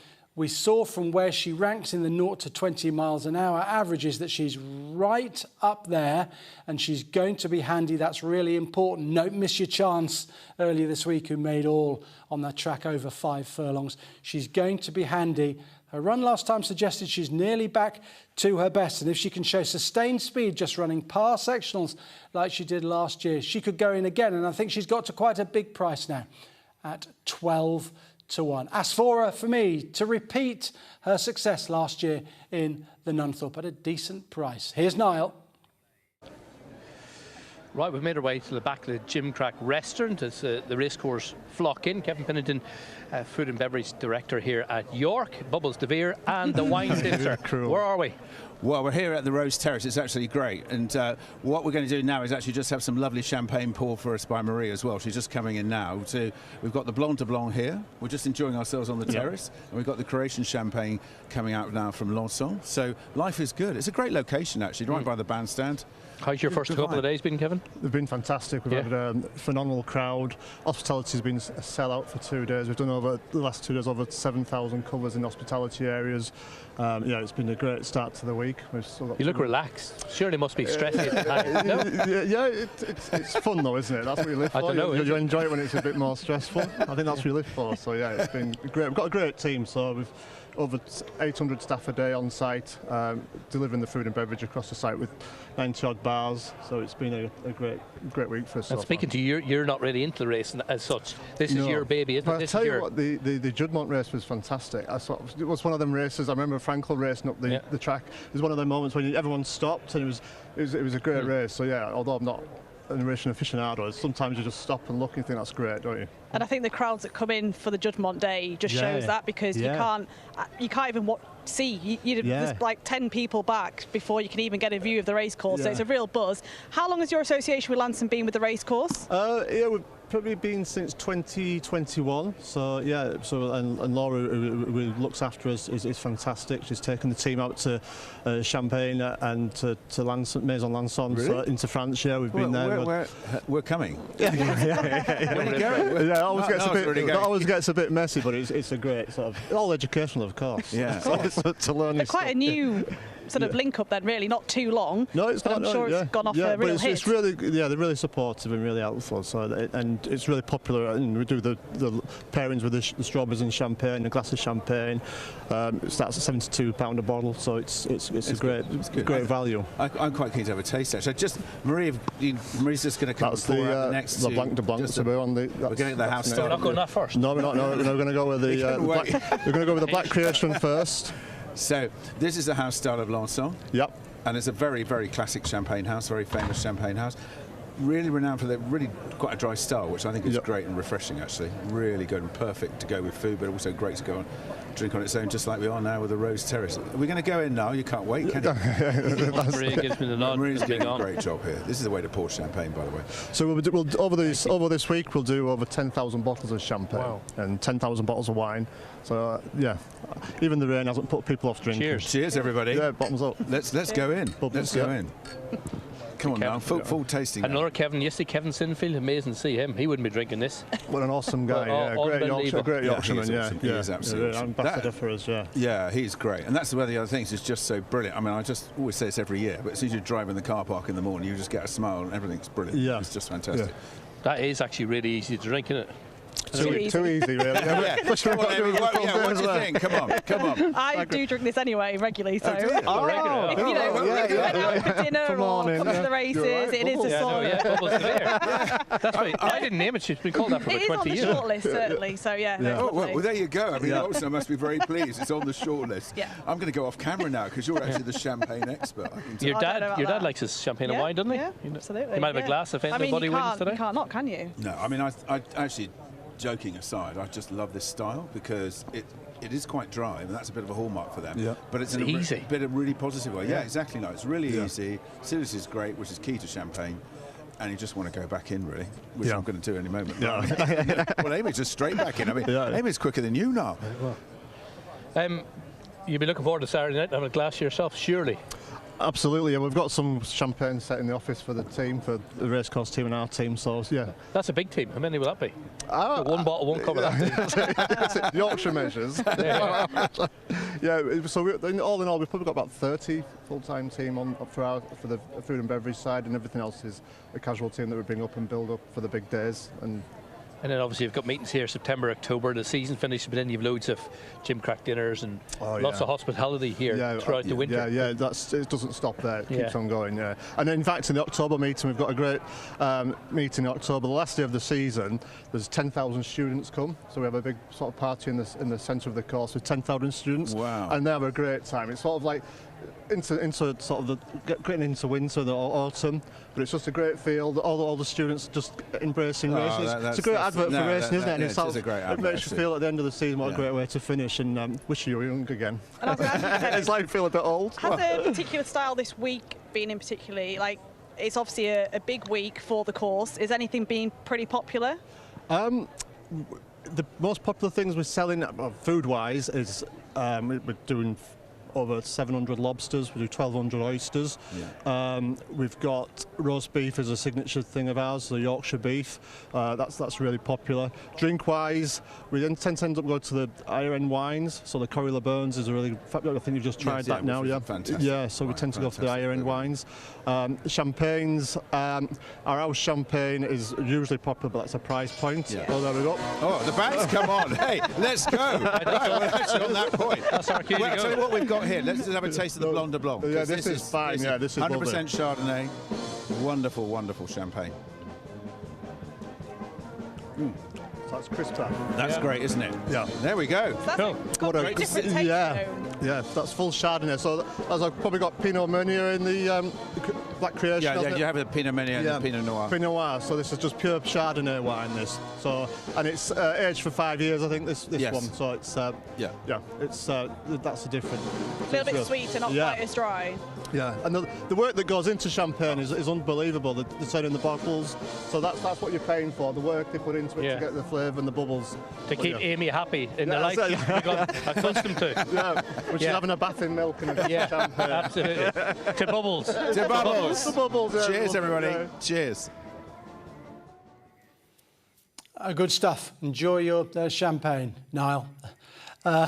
We are going to concentrate on the 410 contest now. It's a 1.5 mile handicap.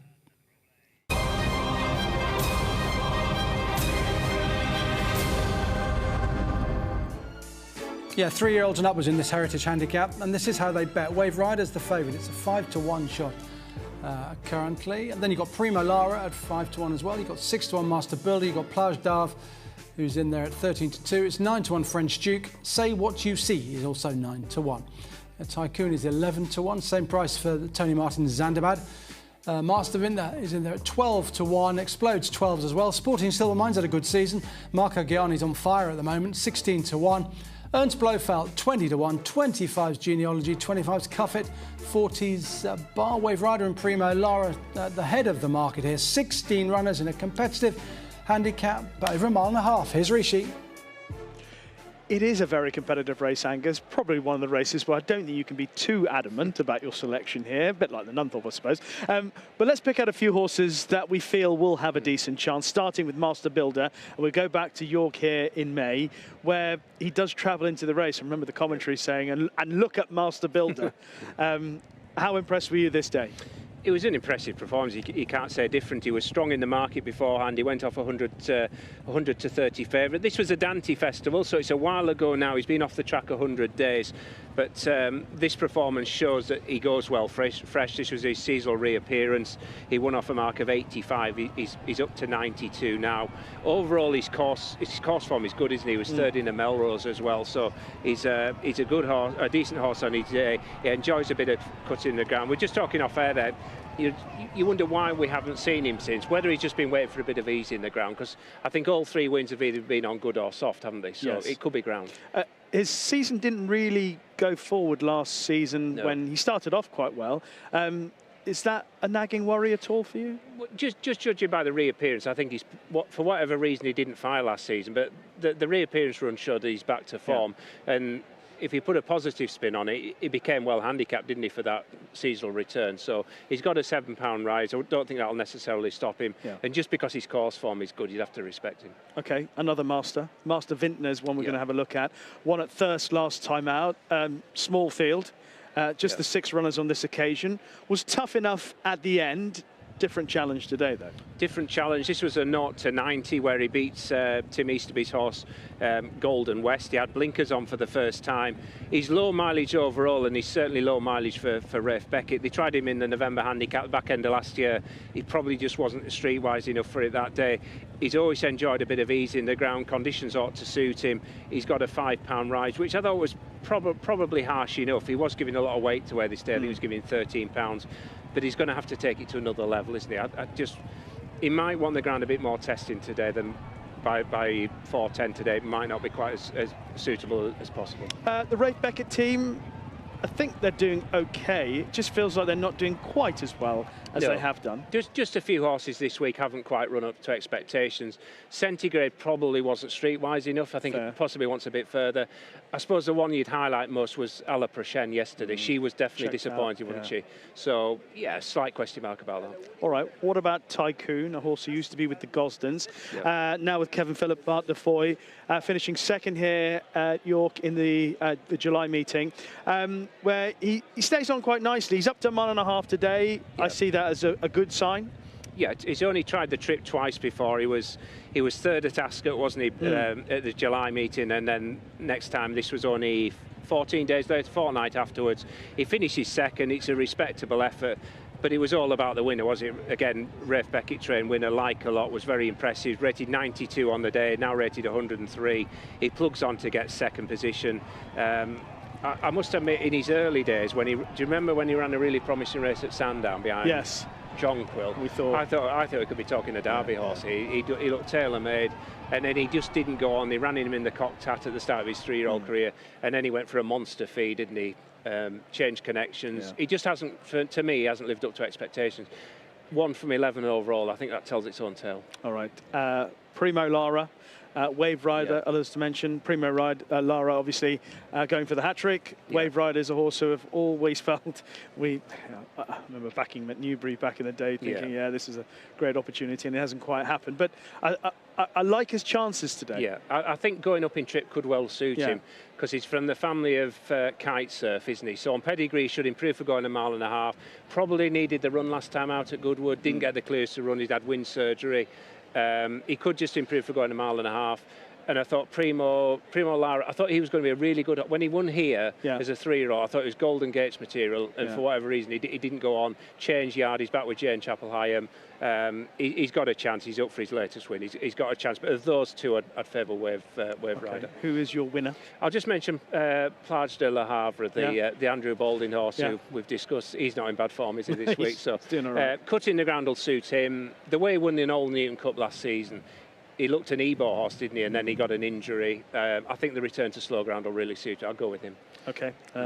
I'll take a chance with Wave Rider. Oisin Murphy on board, who's also having... he's not having a bad week either. He's not having a bad week as well. Okay, that's a look at the 4:10 here at York. Once again, we head out to Amy and Niall. Right, the crowd's coming in plenty of them. One of them is this man, Ruby Walsh. How's things holding up?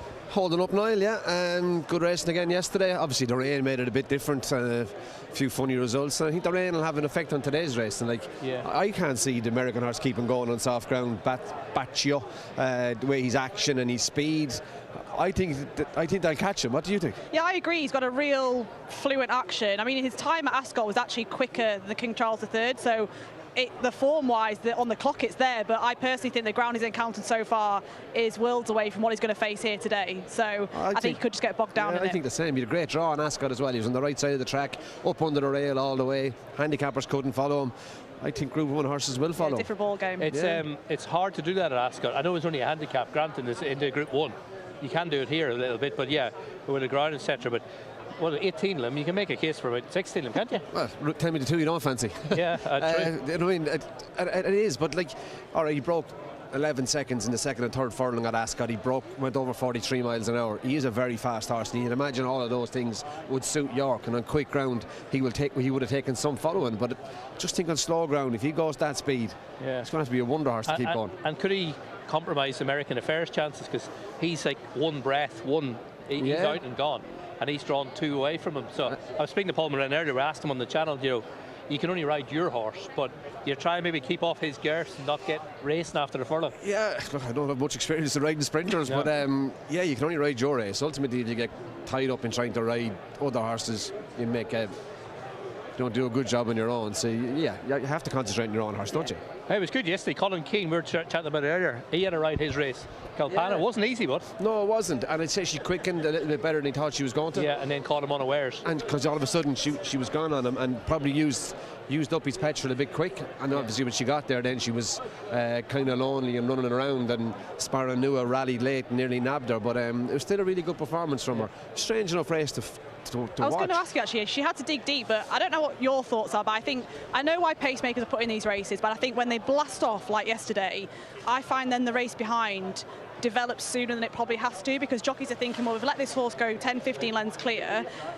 The second horse got outpaced at a crucial stage, and I just found it a little bit not messy, but I find it can sometimes go a bit like that when a horse blasts off like the pacemaker did. It was gone a good bit more than 15 as well, but you kind of watched it thinking, well, why did Dylan let it go so far? I mean, they weren't going that hard, the main group of the field. I thought maybe he would have went a little bit quicker, but and again, when a pacemaker goes that hard, I have no problem with pacemakers, but every horse has to also be ridden to win the race, and when you go too fast, easiest way to get one beat. Yeah, it's another way of looking at it, I have no issue with pacemakers, and if you put them in, but I do think when a horse is going faster than it's capable of running the fractions to win, it's another way of looking at it. And I think when they're getting away, the chasing pack end up maybe making their moves a bit sooner than they probably would do, and it just gets a little bit messy in that respect. But she showed plenty of heart, plenty of grit. And the Baldwin horses are flying, aren't they? 4 winners yesterday. Yeah, 5 in the 2 days, 2 feature races. We were saying to Amy earlier, like the results he's had the first couple of days puts him in with a chance of being champion trainer now. It does, doesn't it? Yeah, it does. And obviously the prize money probably helped Aidan yesterday with some goddess. Yeah, some goddess, yeah, it does, and it's like his horses are in really good form. Yeah. Columbus, is he in good form? He's in good nick. Good enough? That's a big question mark, isn't it? I think with the exception of Mr. Hollywood, Willie's horses probably didn't fire at Ascot. He won a maiden hurdle at Galway since. Now he's still going to win, but there was a horse of Durkin's unseated at the last that was going to give him a race. The Columbus still would have won. Is that good enough to win a Group 2? I don't know, but I do think it's an open Group 2. It is. Amalok's the one who's obviously unexposed at the trip. He hasn't. I think he'll stay. I think he will too. Authorised mare. By postponed out of an authorised mare, so he's all it looks stamina. 1 or 2 of Rafes have underperformed a little. This week they have done. This week they've been. He's had an average week so far. It'd be a good training performance from Caballo de Mar as well, to come back from being so tired at Ascot. Yeah. Obviously was good at Longchamp and Ascot prior to that, but at the Royal Meeting, like he emptied the tank there. It'd be a good performance to get him back. I think reportedly after the horse had heat stroke, which a couple of our horses actually had heat stroke in the last few weeks when there has been a heat wave, so that'll take a lot out of a horse, especially post-race, but I think the slower conditions will certainly suit here today. Yeah, they will. Yeah, it's just, you don't know how long's a piece of string, but it can finish a horse, can't it? Well, or they can bounce back. It's individual. You empty the tank, it's same as any athlete. You've got to freshen it back up, and try, the reports are he's in really good form, but I think it'll be a good training performance to have him back. Is your trainer over, Willie? He's coming today, He's obviously 2 in the Ebor tomorrow, but look, Columbus will run well. Hopefully, it's an open Lonsdale, and that's probably why he's running. Forecast is we might catch a shower in around the first race, and then a stride after racing tomorrow. Obviously, there's been a lot of traffic the first 3 days. You'd imagine you're going to see the more middle of the stand side off the round and the round track. On the round track, yeah. And it's amazing to think like that they don't come that side in the sprints. Maybe they will tomorrow, but the low draw is such an advantage in the sprints. When you turn in on the round track, everyone wants to come this side. Off the rail, it doesn't really add up, does it? No, true. What else are you looking forward to today? I thought Paraho Gold in the Gimcrack. Open Gimcrack. Open Gimcrack. Got a bump very early at Newbury that seemed to really light him up. Now, you were telling me he was withdrawn. On his attended second run. Yeah. Maybe just keep an eye on him in the prelims, because the fact he has done that. I know at home they said they didn't see signs of that, but when they're withdrawn, getting wound up. Don't get withdrawn by accident. Yeah, and this is a track where it's a long walk over and there's quite a lot before the race. I would just keep an eye on him in the prelims. I did think he was the form choice. I thought he did things wrong in Newbury and still managed to win. I think Amy hits the nail on the head. He just has to chill his beans early. He could be the best horse at this point in their career. You've got a runner in it, won twice at Beverly? Yeah, Matteo 2 from 2, so he's sort of been targeted for this race, so he comes here relatively fresh horse. He keeps telling me, make sure you mention my dad's won it 4 times. I absolutely did not mention that. Yeah, you do. I'm sure he believes me more than you. He doesn't, he knows me long enough, he knows. But, yeah, no, good stuff, looking forward to it all. Me too. Yeah, all right, Ruby Wilkes will be back tomorrow with more thoughts from him. Good stuff. Thanks to Ruby for joining us. Amy and Niall there running through the card with him. We're now going to take a look at the Convivial Maiden.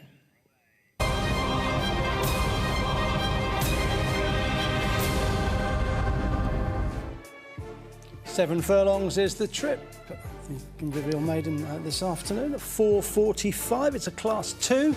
This is how they bet. Oklahoma is the 13-8 favourite with Sky Bet for Aidan O'Brien and Ryan Moore. Cheek pieces for the first time on this son of Wootton Bassett's 3rd career start. Lancaster Tower 9-4.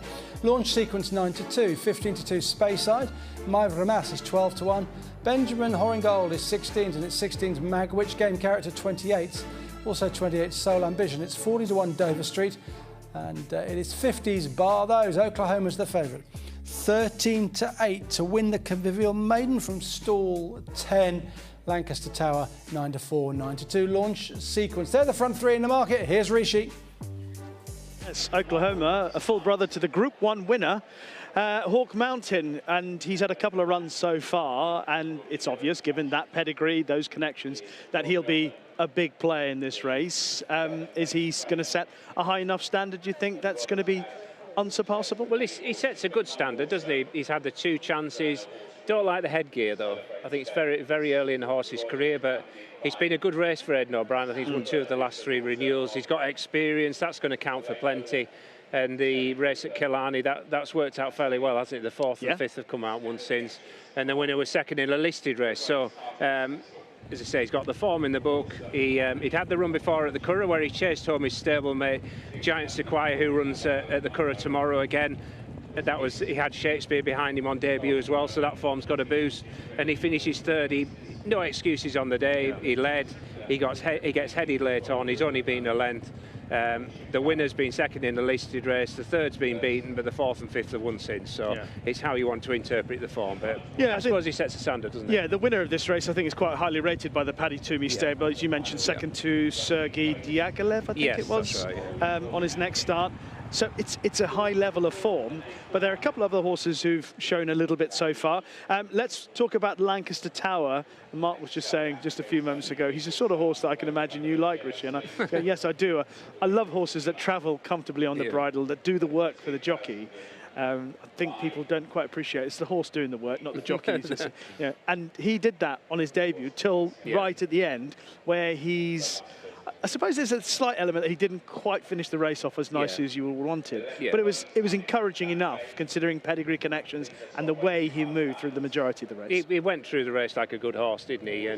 And I think if you freeze the action about a furlong out, you think it's a certainty, wouldn't you? He loomed up travelling strongly. In the end, he finishes 3rd. He's beaten a length and 3/4. The winner has gone on to won this Stonehenge. And it's really tough, the winner as well. Yeah, he is. Yeah, he was gutsy at Salisbury next time out. He's rated 103. The 2nd Grove Street, he's been 2nd at Chepstow since, but he just loomed up travelling really strongly, goes to the front just about, you think he's going to win well. He doesn't quite finish off for whatever reason. This was good to firm, so it's going to be different ground, but he's a half-brother to Portcullis. The dam won on heavy ground. I mean, it's nothing like heavy ground, but there's hope in the pedigree. He'll cope with a bit of ease in the ground. I suppose that you just said his finishing effort was a bit disappointing, wasn't it? Yeah, I definitely. The last 100 yards of the race wasn't quite in keeping with what you'd seen right up until that point. It was all quite impressive. Maybe had the 2nd horse not run over him like that, I'd have been more encouraged by his effort, but that was just a nagging doubt at the back of my mind. Now, you're talking about siblings, and there's another horse in the race that's quite well fancied in Launch Sequence. He's related to a horse who won, I think, 3 times over 6 furlongs. He made his debut over 6 furlongs as well. To the 7 today. Is that a question mark about Launch Sequence for the Carl Burke-Wathnan team? he's got an entry in the Champagne, hasn't he? So connections are clearly a thing. He's got an entry in the Mill Reef and the Middle Park as well. So he's by Maymas. I think there is a slight question mark. The slightly underwhelming bit was I thought the first run was really promising. It was. And I thought he'd go and win at Goodwood, and I didn't think there were any excuses on the day. I was disappointed he couldn't go and win that day. The winner might be a good horse of the Hannons. He'd run promising on debut. The second, Dorigo, he's rated 89. I think he runs in the Rosy Stakes of Kevin Ryan's tomorrow afternoon. So I might be being harsh about it, but I just thought he had every chance. He's beaten the length and 3/4. Perhaps a longer trip will bring about some improvement, but I was just a bit underwhelmed with this. Yeah, it was a fair run. Agrippa in the striped colours comes through to win it, and he just plugs on. So I can see the possibility that stepping up a furlong might offer him that little bit. He shows a good attitude. I mean, look at the way he's running on in the closing stages in terms of his demeanour. And he got slightly impeded late on, didn't he, by Dorigo running around. But he was finishing off well, and is hoping the pedigree, the 7 furlongs will suit him. But I just think if there's a very good horse in there, he'll be vulnerable to him. Okay. There are a few interesting pedigrees on show. One of the ones that caught my eye was the Balding horse, My Remas, who cost, what was it, 400 grand by Lope de Vega. What else did you have an eye on? And obviously trained by Andrew Balding. He won this with Hugh Yamal, didn't he, a few years ago. But Oisin Murphy presumably had the choice. He's gone for Speyside. Just mentioned Kevin Ryan's runner, Magwitch. I mean, Amy would know a lot more about him. He's a colt by Night of Thunder. He cost over 500,000. And Kevin usually runs a good one here. I remember Volterra ran it. He's run a few good horses. But what usually happens is they show loads of promise. They finish 4th, 5th or 6th, and then they win at the Air Western meetings. So keep an eye out for him. All right, so watch out for Magwitch, who cost, was it 550 grand in the colours of the late Sheikh Mohammed Bey. So there are a few newcomers to look out for. If you had to have a play in the race? I'll go with Lancaster Tower. I think York will really suit him because he's a strong travelling horse. Flatter finish. Let's hope he can get the job done. Yeah, let's hope that. I think Her Majesty the Queen's here today, so she might enjoy Lancaster Tower going well. I hope he does a bit more than just travel well through the race. Once again, we're going to bounce it around and head out to Niall. Back out on track just beside the winning post ahead of day 3 of the Sky Bet Yorkshire Festival with Chief Executive William Darby. Looking fresh, feeling fresh or not? Yeah, very much so. Halfway point of our festival. Had 2 great days. Really looking forward to today and tomorrow. What great racing we've still got in store. Just seen the American jockey just walking the course. He's on a schedule after his race to get back to Del Mar for Saturday. So it's all sort of programmed in where he gets to that helicopter from just south of us. Flight 1 hour and 10 minutes to Heathrow, a car to pick him up to take him to the terminal. He's already checked in and he's riding at Del Mar tomorrow. So great thrill. We've had a Bacio here for 2 weeks on the Naysmar. Does he look relaxed? Is he well, he's obviously come from Keeneland, all pristine, and he's walking out here, galloping out here each morning, and you've got dog walkers. We've had some travellers come to stay, and God, his eyes have been out on stalks. I think it's been an education for the horse, but him and his team have been an absolute delight to be here, and credit to them for coming over to take on the best of our sprinters of France, Ireland and Britain. What a cracking Coolmore Nunthorpe we've got in prospect. Scotland. Well, I said American Britain, but obviously Scotland. So I had breakfast with Jim Goldie this morning. I learned a lot. We spoke to Paul Morin on the channel a few hours ago. He's got 1 ride today, 3:35. He was out on the track at 10 o'clock this morning looking to win his third Nunthorpe, Mecca's Angel, blimey, They're all drawn in a similar sort of pocket. Drawn in a similar pocket, real speed there. Jim said this morning he thought American Fair was the best he got him. So what a race we got in prospect. You know, you can make a case with these sprinters for so many of them. Mission Central, how many geldings come out of Ballydoyle, winner King Charles III, and are in double-figure odds. Yeah, absolutely, with Ryan Moore on board. You've had a good couple of days, not as good as Andrew Balding. He's had a fine time in the Naysmar, 5 wins. He's won a couple of he's won the 2 biggest races the first 2 days. Put him in a position where he could challenge to be leading trainer for what's happened. Yeah, no, a fabulous week for the Kingsclear team, and so delighted for Juddmonte winning with homebreds the 2 feature Group 1s of the first 2 days. Some operation and yeah, tremendous result for them. I think we all enjoyed Kalpana's Legends Global Yorkshire Oaks yesterday. What a horse race that was, and with Jim Bolger's filly coming Nua coming a fast finishing second. I spoke to Jim last week, and when we were trying to see if he was coming over, and wouldn't she be lovely to go to the Arc with? Yeah, absolutely. She ran a hell of a race and didn't get the dream passage through her. Kilpano, I think if you backed her, you're like, we had the drama right on the winning line. We had to wait for the judge to confirm. Colin King produced it to her nicely, but it wasn't easy with the pacemaker got off, and then she maybe caught about by surprise, and she geared down when she hit the front. Sure, just fascinating horse racing. Yeah. I love those top quality races that have lots of stories and subplots in them, and the drama unfolds never quite how you expect it to. But you know, what a great winner, King George winner, and now a Legends Global Yorkshire Oaks winner. We might catch a shower today. It doesn't really feel like it at the minute, but ahead of tomorrow, you're talking about good horse racing. You get Strensel, the Sky Bet City of York, proper Group 1 now, the Sky Bet Ebor itself, the Melrose. Tomorrow's a hell of a day's race. Yeah, fantastic. And obviously the Constantine, a rather new handicap, 6 furlong sprint handicap, 150 grand, supported by Sky Bet, 22 runners. So all the old favourites, the sprinters in Yorkshire and further afield, taking each other on yet again. So a really strong lineup for Sky Bet Ebor Day. Be the most attended day of our week. A great atmosphere on the day, real buzz amongst the stands. But not sold out. Can you still come? You still come. It's 17 quid to be in the centre of the course, or there's ticket availability in both enclosures on stand side. A great atmosphere, great racing lineup, lots of entertainment off the track. We've got bands, we've got parachutes and everything. So dry weather still? Dry weather, looks good. Nice weather, sunny spells, sort of 18, 19 degrees. Yeah, no, a fantastic day in prospect, and on Sky Bet Ebor Day and today on Coolmore Nunthorpe Day. Yeah, no, really looking forward to bringing every race live here on Racing TV. That's the latest update from Chief Executive William Darby here at York. It really is a great track to visit, so if you're inclined to take advantage of those tickets that are still available. Dave Nevison's joined me here in the studio, a man who's on really good form, aren't you? Your last 14 selections, 7 winners. Yeah, and a couple of them at fairly decent prices as well. Indeed. Yesterday just had one even money winner, but it didn't half win, but you did have to earn your money if you backed him, because he was almost brought down, or could have been. And to be honest, Rayevka could have been forgiven for almost pulling her up as well, but he switched her out to the outside and she went past them like they were stood still. So obviously a class act, and then a 25 to 1 chance, which got in the 5th. Thank heaven for extra place races nowadays. But yeah, we got paid out on that as well. So touch wood. I think there's a bit of wood underneath there somewhere. Yeah, we're having a good week. Yeah, you tipped Item to win. 10 to 1. 10 to 1 as well. As for today, just looking on the website here, you've got a 10 to 1 shot, a 92 shot, and a 5 to 1 shot. That's the current prices, starting with French Duke.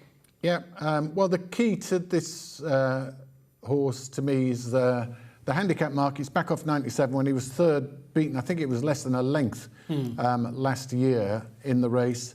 And he's done all right this season, but this is the perfect race for him, and he's going to be run at the perfect chance. Look, he's way back here, and he will be ridden from the back.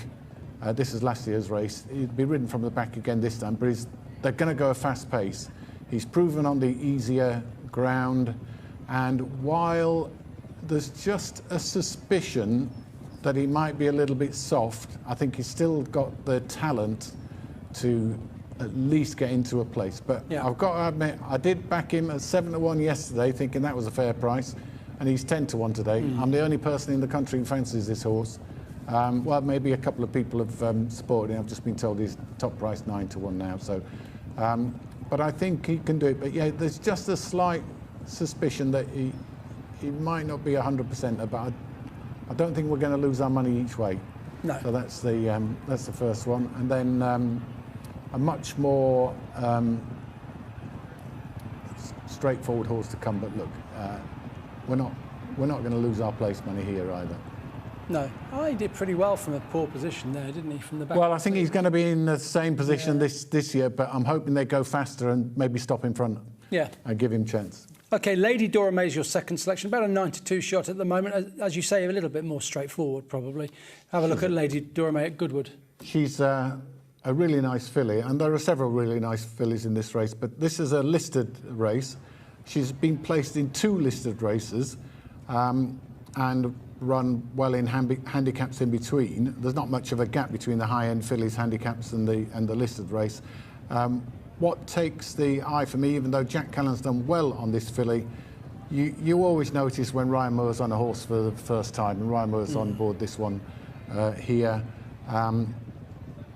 She's rock solid, consistent, running over the right trip. George Bowes in excellent form. He's already had a winner at this meeting, and I just think she'll definitely give her running. The thing about this race and the other listed race she was placed in is they both came on easy ground. So if Ryan Moore, arguably the world's best jockey, can get a tiny bit of improvement out of this filly, she might well go in again. Yeah, it was only a narrow defeat there at Goodwood, wasn't it? And she clearly handles a little bit of dig in the ground. The ground at the moment officially described as good to soft, so that'll suit her, I think. I think she look sure to go well. She's going to go well. And she was, I think, 11-2 yesterday. She's backed into about 4-1, 9-2 now. But she'll go for the fair price. Yeah, Ryan Moore first time is the big angle there, isn't it? Yeah.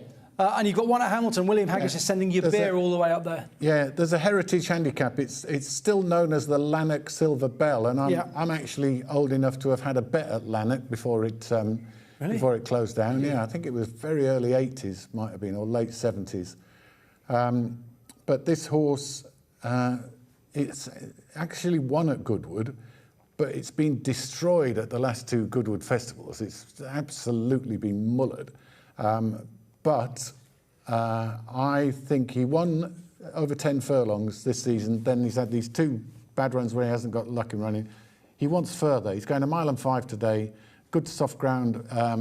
He hasn't encountered it, but he's dam 1 on soft ground, and the sire is no problem on soft ground. I think he could outclass them, to be honest. Yeah. Yeah.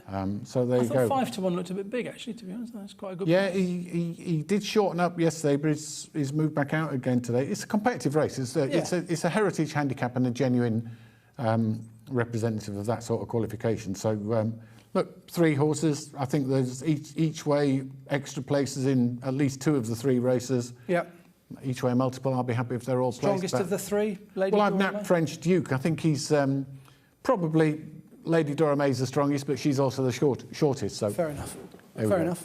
You can read all about those selections that Dave's and plenty others. Plenty others. Yeah, good luck, Dave. Yeah. With those, and Dave will be here throughout the afternoon as well. We're going to have a quick look at the last race on the card, the 5:20, the Sky Bet EBF Fillies Handicap, non-runner number 1, 16 go. Silver Lake's been really well back today, and is the 7-4 favourite with Sky Bet. There's Lady Dora May in there for Dave at 4-1. Plaid is 13-2. Pendela is in there at 8-1. Sharpen, that's a 10-1 shot, and then it's 11s and bigger the rest. But Silver Lake really well supported in the last Geofford at 5:20 this afternoon. 7-4 the favourite, Rishi. Yes, and the favourite on a hat-trick, likely to be well supported given her connections. And of course, she's got the beating of Lady Dora May from the Goodwood run. Lady Dora May obviously came out and ran well in France afterwards, and she's run some good races. But let's talk about this Goodwood effort, Mark, and you can talk us through the likely merits of one finishing ahead of the other today. It was a striking performance. She'd won on a previous start on a handicap debut at Salisbury, where she beat Food for Thought, who reopposes. She only got a couple of pounds for that win, but I thought she won with plenty of authority this day. She stretches away, she wins by 3 lengths. Handicap hasn't missed her this time, she's up £9, but just the way she hits the line, she just looked really strong at the finish. She's a well-bred filly by Night of Thunder. Obviously slower ground today compared to both wins at Salisbury and at Goodwood, but she looks to be thriving at present. I thought she'd confirm the form. Yeah, as I said, Lady Dora May has stuck on nicely here. She obviously has run over further, and she ran well at Clairefontaine afterwards. And Silver Lake and Lady Dora May certainly towards the head of affairs, and you can see Silver Lake finishing ahead of her again. Yes. James Fanshaw's filly, Plaid, is one that's always interested me, because I always think, and I'm being a bit cliche here, but with the James Fanshawe horses and fillies in particular, you see them just improving, finding a little bit more and a little bit more, and you never know where they're going to end up. Perhaps I'm being too positive about all the fillies he's trained. Could you see that about this filly?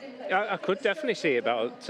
She was really good at Hamilton early in the season, one of the Sky Bet Sunday Series races. She broke the course record on that occasion. Then she was slightly disappointing in the listed race at Goodwood, but back to form this day. This is a good performance. Winner Superior Choice on the outside. He ran well in the Voltage on Wednesday, and then you got Prizeland obviously back in second position, who bolted up in the Galtries yesterday. So it's a good level of form. She runs on to be third. She's beaten 2.5 lengths. She's a lot higher than when she won at Hamilton back in the spring. She's 17 pounds higher now, but I think this run proves that she still comes here in good form. She's got a wide draw to contend with, stall 17 over 1.25 miles. Oisin Murphy on her back for the first time. I mean, form-wise, there's nothing wrong with that at all, is there? No, not at all. As you say, two good horses, Superior Choice and Prizeland, who've both relatively franked the form this week.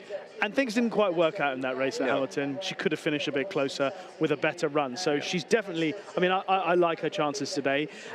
We spoke about maybe the royal family having a good runner earlier in the day. We've also got food for thought in this finale for the Rayevka stable. Eddie Greatrix is on board. Tell us about the chances of this daughter of Dubois. She won earlier in the season, has run a couple of races, I promise, since. She has, including at Newmarket last time out. That was behind Hollywell Stream of Jane Chapel Hyam. She finishes second. She's beaten a length and a half in the end. The winner looked really promising on debut at Doncaster towards the end of last season, and she got her act together this day. She won it in good style. Food for thought second, nothing wrong with this performance, well clear of the third. She's only got half a length to find with Silver Lake on the meeting at Salisbury. But you just wonder, as William Haggas's filly made a much bigger step forward by winning so well at Goodwood next time out. In theory, on the weights and measures, she ought to turn the table with Silver Lake, but I would be in the Haggas camp. I just think she's open to more improvement. Okay. She's got a good attitude, food for thought, you know, and she's clearly a filly that could be capable of finding a bit more. There are a few others that you can mention in here. I mean, I also gave a bit of a chance to Pendella. I like her for Carl Burke and Jack Nicholls. I thought could be positive from stall 2 on her. He was obviously on board the Carl Burke winner here on Wednesday. That's right. Miss Your Chance, so I thought that was one to put on the short list. Yeah, and promising young apprentice, taking a bit of weight off her back. And she ran well here early in the season, didn't she? She looked like winning that day, and then she got collared late on. She's slightly higher in the rating. She'll run a race, won't she? But at the same time, she probably could be vulnerable to a filly like Silver Lake, who we don't know how far she could progress, but she'll run a race. Anything else you want to mention? Just mention Janie Mack, as we were talking about her off camera. When she won at Doncaster as a 2-year-old on very soft ground, I thought she could even be a classic filly. For whatever reason, it didn't really come together. But she was good towards the end of last season. She won at Newbury. We haven't seen her for a while, but I thought it was a promising return to action. That was at Chester, wasn't it, back in the spring? So on the pick of her form, hopefully the ground won't dry up too much for her. I thought she'd run well. And I hope it's going to be a good 24 hours for the colours of Electrifar. Class leader tomorrow in the Ebor. And she ran quite well behind Rumba Number at Goodwood. I'd throw her into the mix as well. That was a competitive filly's handicap, wasn't it? Roger Varian's filly. Certainly Ed Walker thought she could be a black type filly, so she's, for her age, she's still relatively lightly raced, isn't she? And Ed's obviously had a few run well in the Juddmonte, ran very well. And also here yesterday in the fillies handicap, so they're running well. And they all finished a bit on top of each other at Goodwood, but of course Rumba Number came out and ran well at Haydock in that listed race as well. In the Dick Hearn, the Dick Hearn. That's right. Okay, so you think that I'll go with Silver Lake? It's boring, but I'll go with Silver Lake. I just think she's progressing all the time. All right, I'll stick with the Fanshawe theory that he's going to get more out of Plaid for me. So, okay. We've had a look at all the races, relatively. Just pick out some of the highlights, and I presume the Nunthorpe's going to be top of the list, but what else will support it? I mean, the Nunthorpe, it should be such a tremendous spectacle with Bacio going off, and we'll see as regards to the draw. But the Gimcrack, I'm looking forward to the Gimcrack. Got a strong Northern Challenge with Michael Dodds' horse. And Marco Polo, you could make a case for saying he's one of the most interesting runners on the whole card, couldn't you? So of the meeting, really, the fact that he's doing this. I mean, again, we've had 2 tremendous days racing, continues again today, and then big finale tomorrow. It's just a fabulous 4 days. And have you had many plays today yourself, Mark? I backed Marco Polo. and I've backed Rayevka in the Nunthorpe. Okay. But just as I mentioned earlier on, I'd be concerned about the ground. Yeah, and we were chatting as well. There was one point in Rayevka's career when she first started coming out to Dubai, I was thinking, maybe she wants a bit of cut in the ground. Yeah. She'd run well with Montai, who'd come out there as well. And they'd both shown a bit of form with cut in the ground. And then actually she started running so well with quicker ground that maybe that is a concern. Yeah. But when she won at Longchamp in the spring, it was officially soft ground, but I'd be slightly sceptical about that. I mean, she handled the quick ground so well at Royal Ascot, didn't she? So, so fingers crossed.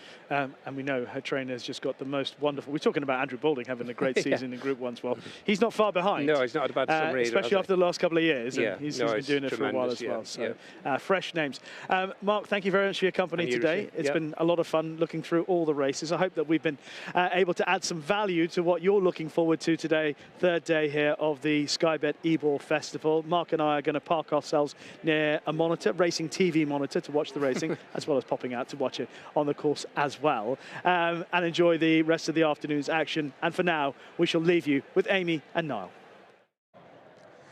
So it's nearly done and dusted. Enjoyed the company this morning, whet the appetite. Really good day's racing. Yeah, really looking forward to it. Obviously, the Nunthorpe is really going to be fast, furious. It's a pretty open race, really. You can give a case to many of them. And I think that the ground changing in the last few days has really brought a different dimension to it. Ain't nobody, obviously, your father trains. He's got a bit of money from him this morning. He's nicely berthed in stall 6. He was second in the race last year. Every year we talk about York form coming back. Yeah, and sprinters can often get better with age as well. I think he's been crying out to be gelded, so hopefully that's done a job on him. And he was only beaten 4 1/4 lengths at Royal Ascot last time, so he's been running well without quite having his mind on the job. So I think the ground, he would have probably preferred it a bit quicker than it is here today, but you know, you're here, you're going to run and take your chance. And since he's been gelded, have you noticed a difference though? Yeah, physically they do just come up lighter, and he seems to have got his mind. I mean, at home he's very, very quiet, but I think at Ascot he was quite noisy, which you don't see that at home with them, so it was a bit unlike him, so that's why he's had the snip since.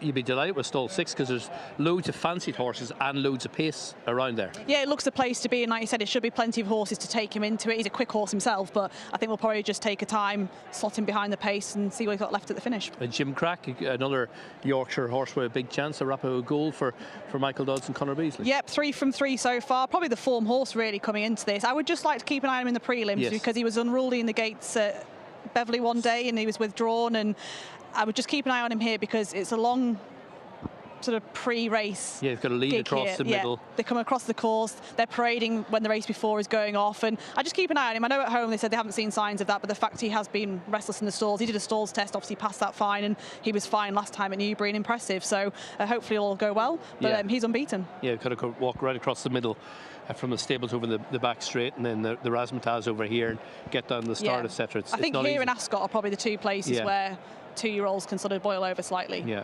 Talking about 2-year-olds, convivial, your dad's got a well-bred newcomer in that. Obviously it's a big ask, the richest maiden run in Europe. Yeah, it's obviously a very competitive field as it is every year. You know, trainers tend to bring their nicer types here. Prize money's there on offer, and he's a nice horse. Magwitch, he's big, he's taken a bit of time, so you know it's a nice starting point for him, and we'll see where we are after today. Forecast a little shower. It doesn't feel it at the minute, but from your riding days, a shower might just help loosen it up and make it slightly easier. Yeah, it's quite difficult when the ground's been like it has. They had quite a lot of rain, obviously Wednesday into Thursday, and once they then start opening it up, it obviously gets into the ground more. But it's been breezy, hasn't it, all morning, drying, and it does drain quickly here. So if the rain stays away today, I'm sure it'll dry up quite quick into tomorrow. And I think in the round track, we will see them come middle of the stand side, especially tomorrow ahead of the feature of the Sky Bet Ebor itself. Yeah, they tend to sort of swing off, don't they? But I wouldn't be surprised to see them coming more across tomorrow towards the stand side. But we'll see what kind of weather we get today. It looks a bit cloudy now. Hopefully it'll stay up. Yeah, hopefully, yeah. Thanks to Amy for her company this morning. Thank you for watching. The afternoon team will be along very shortly indeed, but really looking forward to day 3 of the Sky Bet Ebor Festival, all live here on Racing TV. Great stuff, Amy, Niall. Thank you very much indeed. It really is a fabulous day's action. The headline, of course, is the Nunthorpe Stakes. Divides opinion, doesn't it? It's very competitive this time around. I'm pretty keen on Asphora to back up her success last year. She's a reasonable each-way price from a low draw, showing early speed that she normally does. I think she's got an excellent chance, but it is wide open. And you'll find out exactly what happens from 1:15 this afternoon when live racing kicks into gear. For now, I'll say goodbye and leave you with part 3 of the Great Yorkshire Menu. 4 amateur cooks, 2 brave connoisseurs, one hapless waiter, and some fantastic Yorkshire